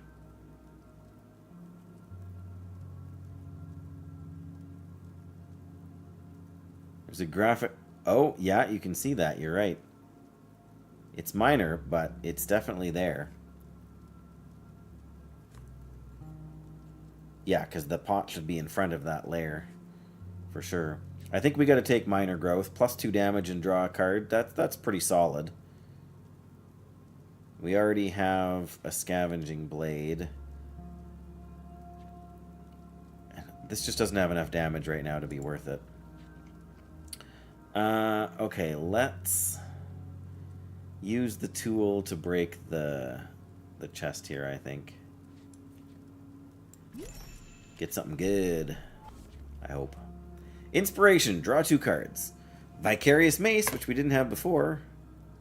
Or Inferno, right. Deal 4 damage to all. That's the one I was thinking of. I think we got to take the Vicarious Mace. Draw 2 cards is so good, though.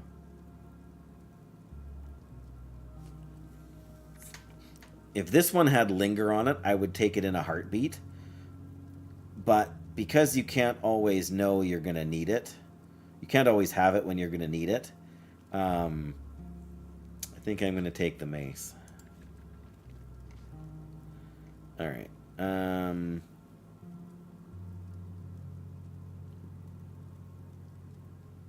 I know, right? That's the challenge with the game for sure. Yeah.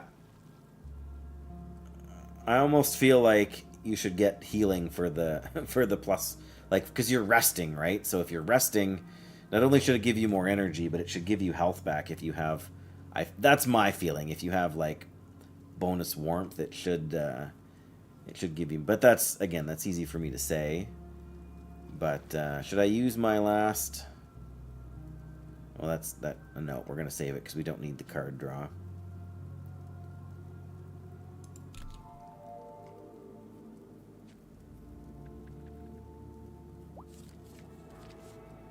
All right, we got another lighter. We can light the torch, or we can use the shovel to bash this. Or we could use the lighter to cook it and probably give us a food thing. Yeah, it's such a jigsaw puzzle. And what does the bird do? I forget what the bird does. No. Yeah, I'm pretty sure all of those things only... Oh! I did not mean to do that. Whoops. Well, I guess we got to decide what we're going to do here then by 2. You can break this or cook it. I think we got to... Because I'm pretty sure if you break this, you also then have to feed the bird to get something out of it.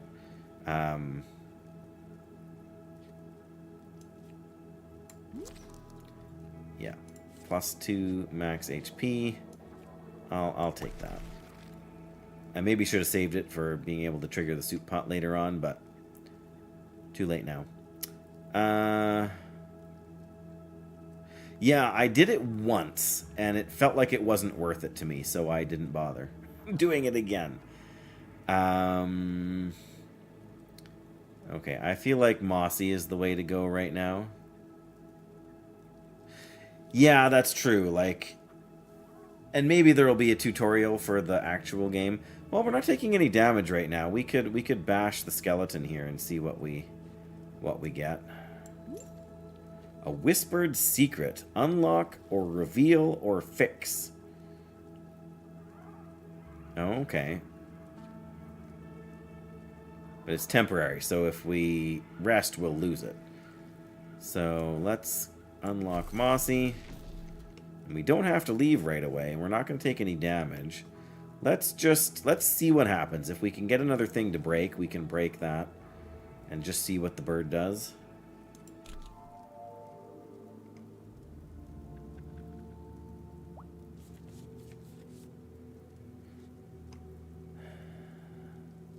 Alright, so yeah, we can break the lock. Oh, and we just choose a reward. We get a canary, which we can use to reveal or feed. See that? I don't think that happened last time. I guess we can reveal whatever this is. Oh.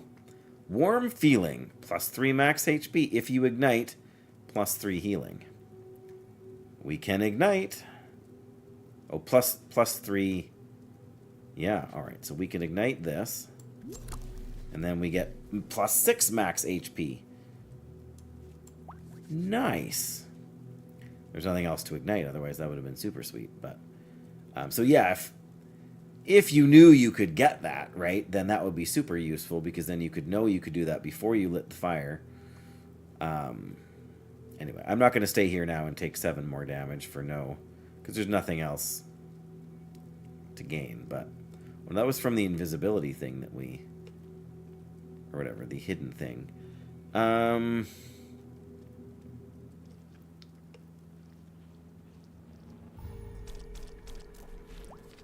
All right. Heal 3, draw 1 food. We got I don't really want to use minor growth on a stab. So let's not, I guess.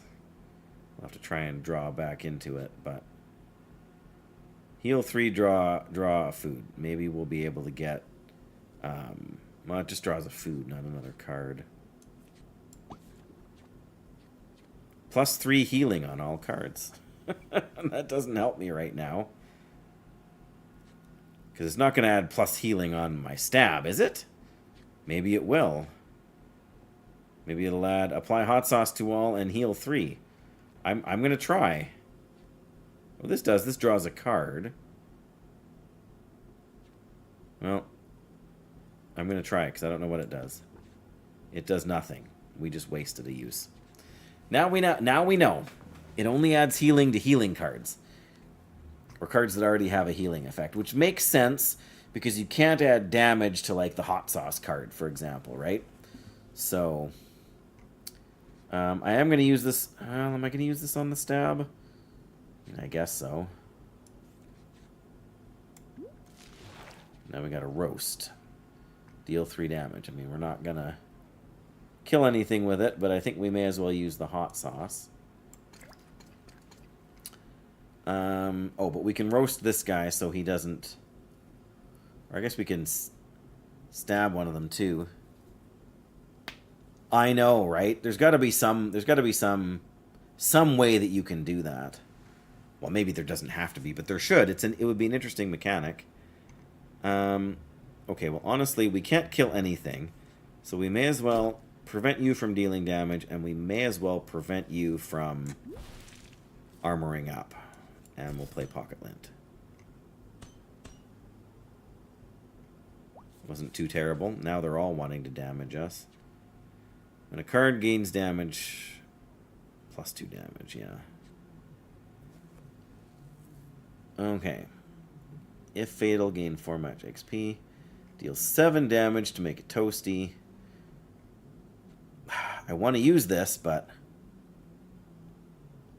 It's true, I could have, but then this, well, whatever. Yes, that was an option for sure, but I'm trying to take your advice and not kill everything immediately. And because they weren't going to do damage, I figured I was better off reducing the... we can still kill this guy with that and get ourselves a toasty. But then we missed the opportunity to use... Well, if we use...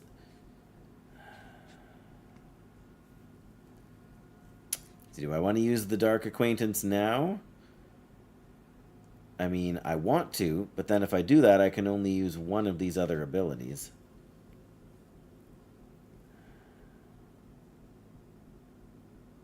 I don't want Liverwort, so here's my plan. Yeah, exactly. And I'm thinking about... And then kill one of the other ones, right? With the Fruiting Limb for the bonus HP. Yeah, exactly. That is what I was thinking of. Because then we'll get this back after this guy. Like, I'm putting it on this guy. Well, I guess it depends. If we want to keep more guys in play for longer, we play it on this guy. Because then you won't die quite as quickly. But either way, I want to prevent the Liverwort, because Liverwort is annoying. This hangs around, which is super nice.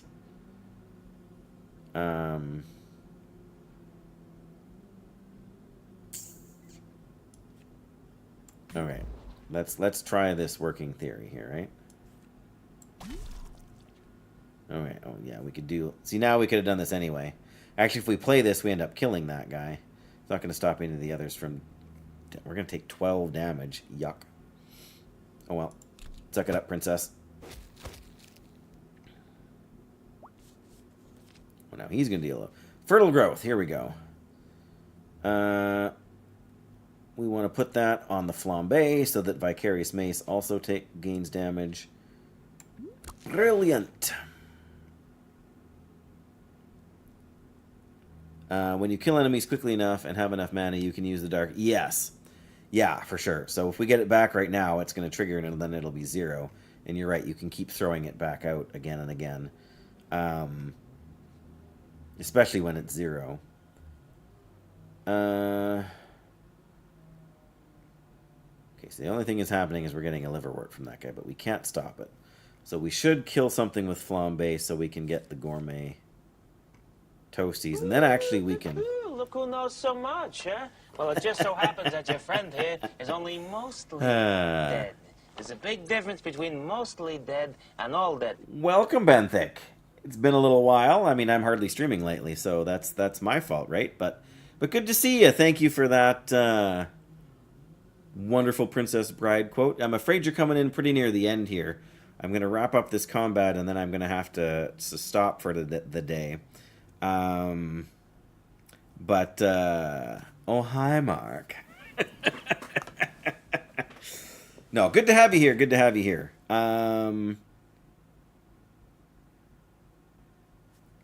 Always run. Yeah, exactly.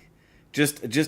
I mean, how long I've been live for coming up on 4 hours here. It's not like I've been being too lazy. Okay, I don't think it matters, but I'm gonna leave this one up. It's gonna do 2 damage. Although I guess, like I said, now I can gain an energy and use something else. I'm actually... these ones aren't that good to be able to use. Vicarious Mace for 10 damage. Pretty solid. If I play it over here, I kill him and him.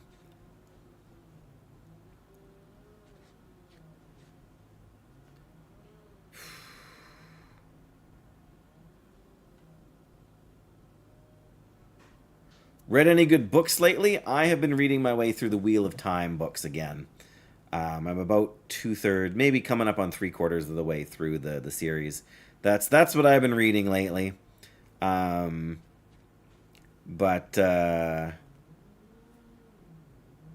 on your list.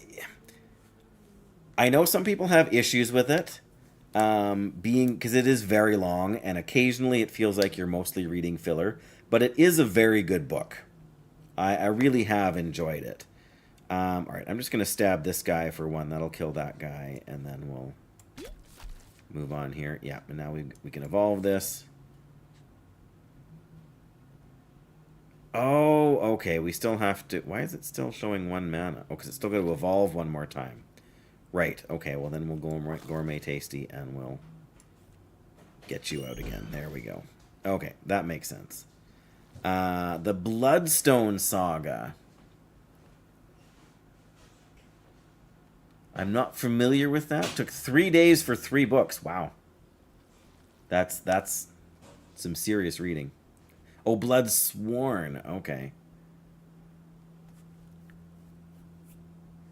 Very cool. Okay, we got to end our turn here. I can't... Liverwort, yeah. Take 4 damage. It takes up space in my hand here, so I'm just gonna take the 4 damage. Yeah, autocorrect. That wonderful. If you eat, +1 damage, and that'll buff that damage too, so going up to 4 energy. Oh, and that killed the thing, so we can throw this on there.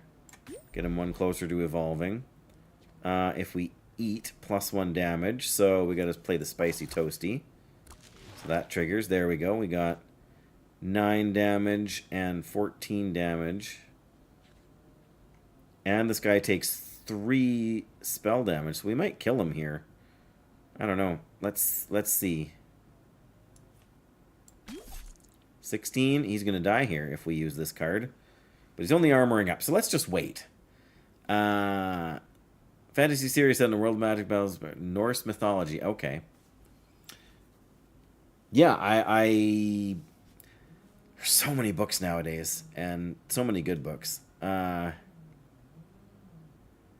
Game of Thrones, constantly swapping points of view. That can get tiring. Like, Wheel of Time does that a little bit. Because there's, like, 6 main characters, essentially. Or 7, depending on how you look at it. And it does swap back and forth, but it doesn't do so in a way that's overwhelming. Like, it's not swapping perspectives mid-chapter or anything like that. I don't know. I haven't read any of the Game of Thrones books. I'm not likely to pick them up either. Yeah, I'm just going to end my turn and let him armor up and see what extra cards we draw. Endless soup, heal 3, draw 1 food. There we go. Oh, now we got our holy soup, which is going to add plus healing. If we had anything, yeah, this will heal 5. So this will change that to heal 8. Okay. Again, I'm going to try it to make sure it actually works like I think it works. Just because you got to learn somehow. So yes, now this card will heal 8 and gain 1 energy. So that soup is super strong depending on how we go here. Again, we kill it with this in 1 shot. If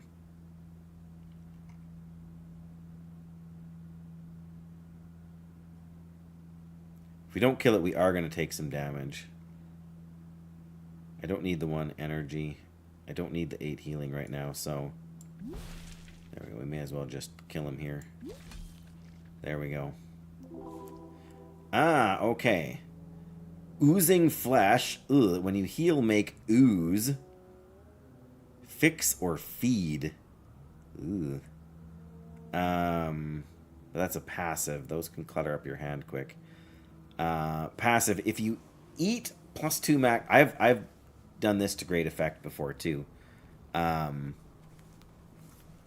holy soup feels less strong than you would have assumed before you bought it. Yeah, that's true, Graphic. I think the problem is I've got it too early.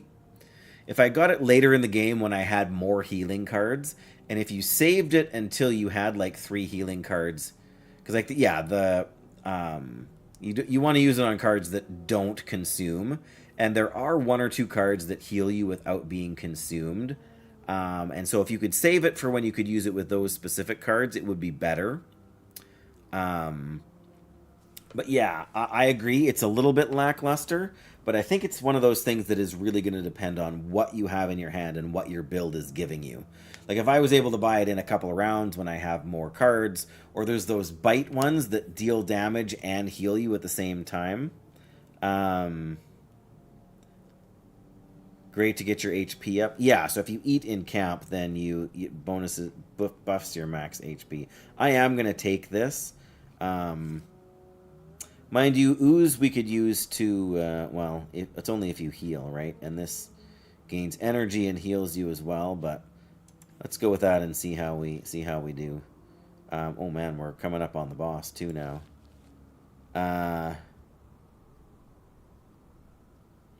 Yeah, because the toasties and stuff that are consumed, it wouldn't really be that great for.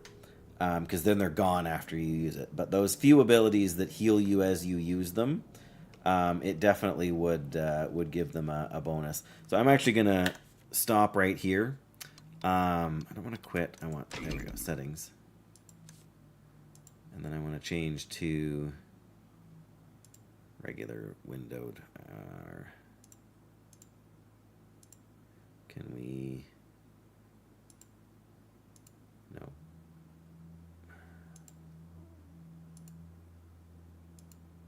There we go. Now it's not. Oh, now it's squished.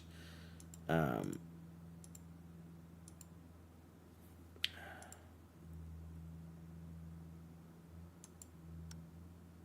that's not what I want.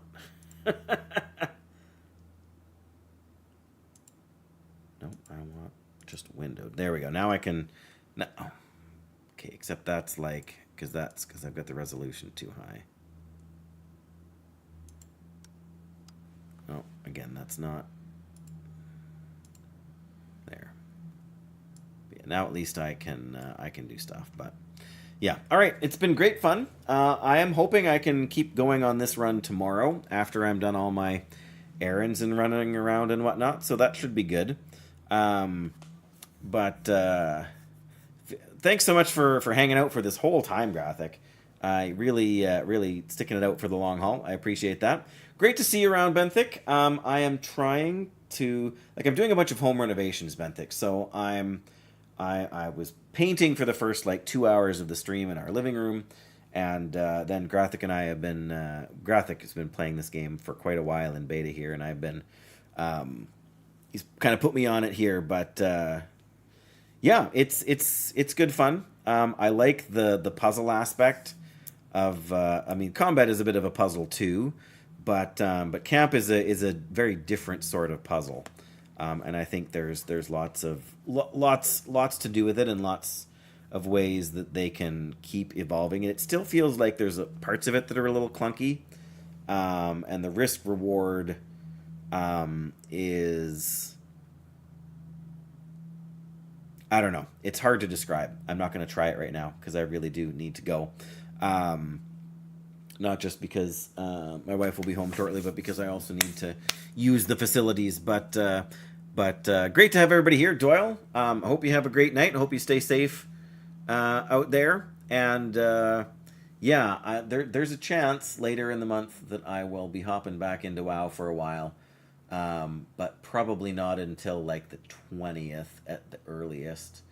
But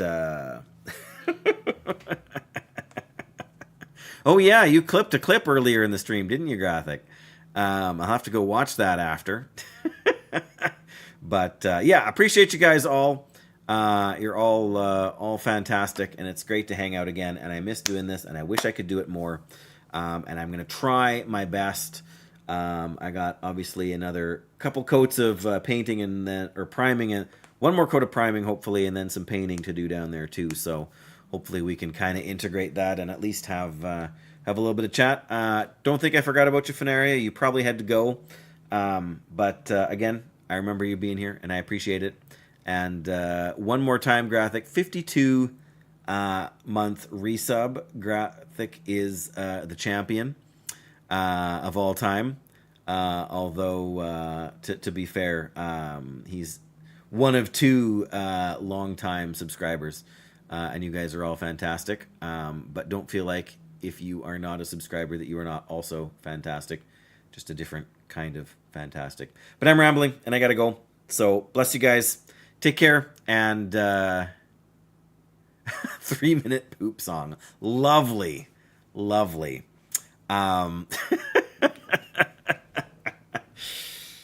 Well, you know, you got to do what you got to do. Ven is an interesting character, and always has been. But yes, as I say, good night. Hopefully, a little bit later than I started today, but probably around that 2:00 time. Be able to hop back in tomorrow. But yeah, take care, and I hope I get a chance to see you guys soon, even if you can't make it back tomorrow. Ciao.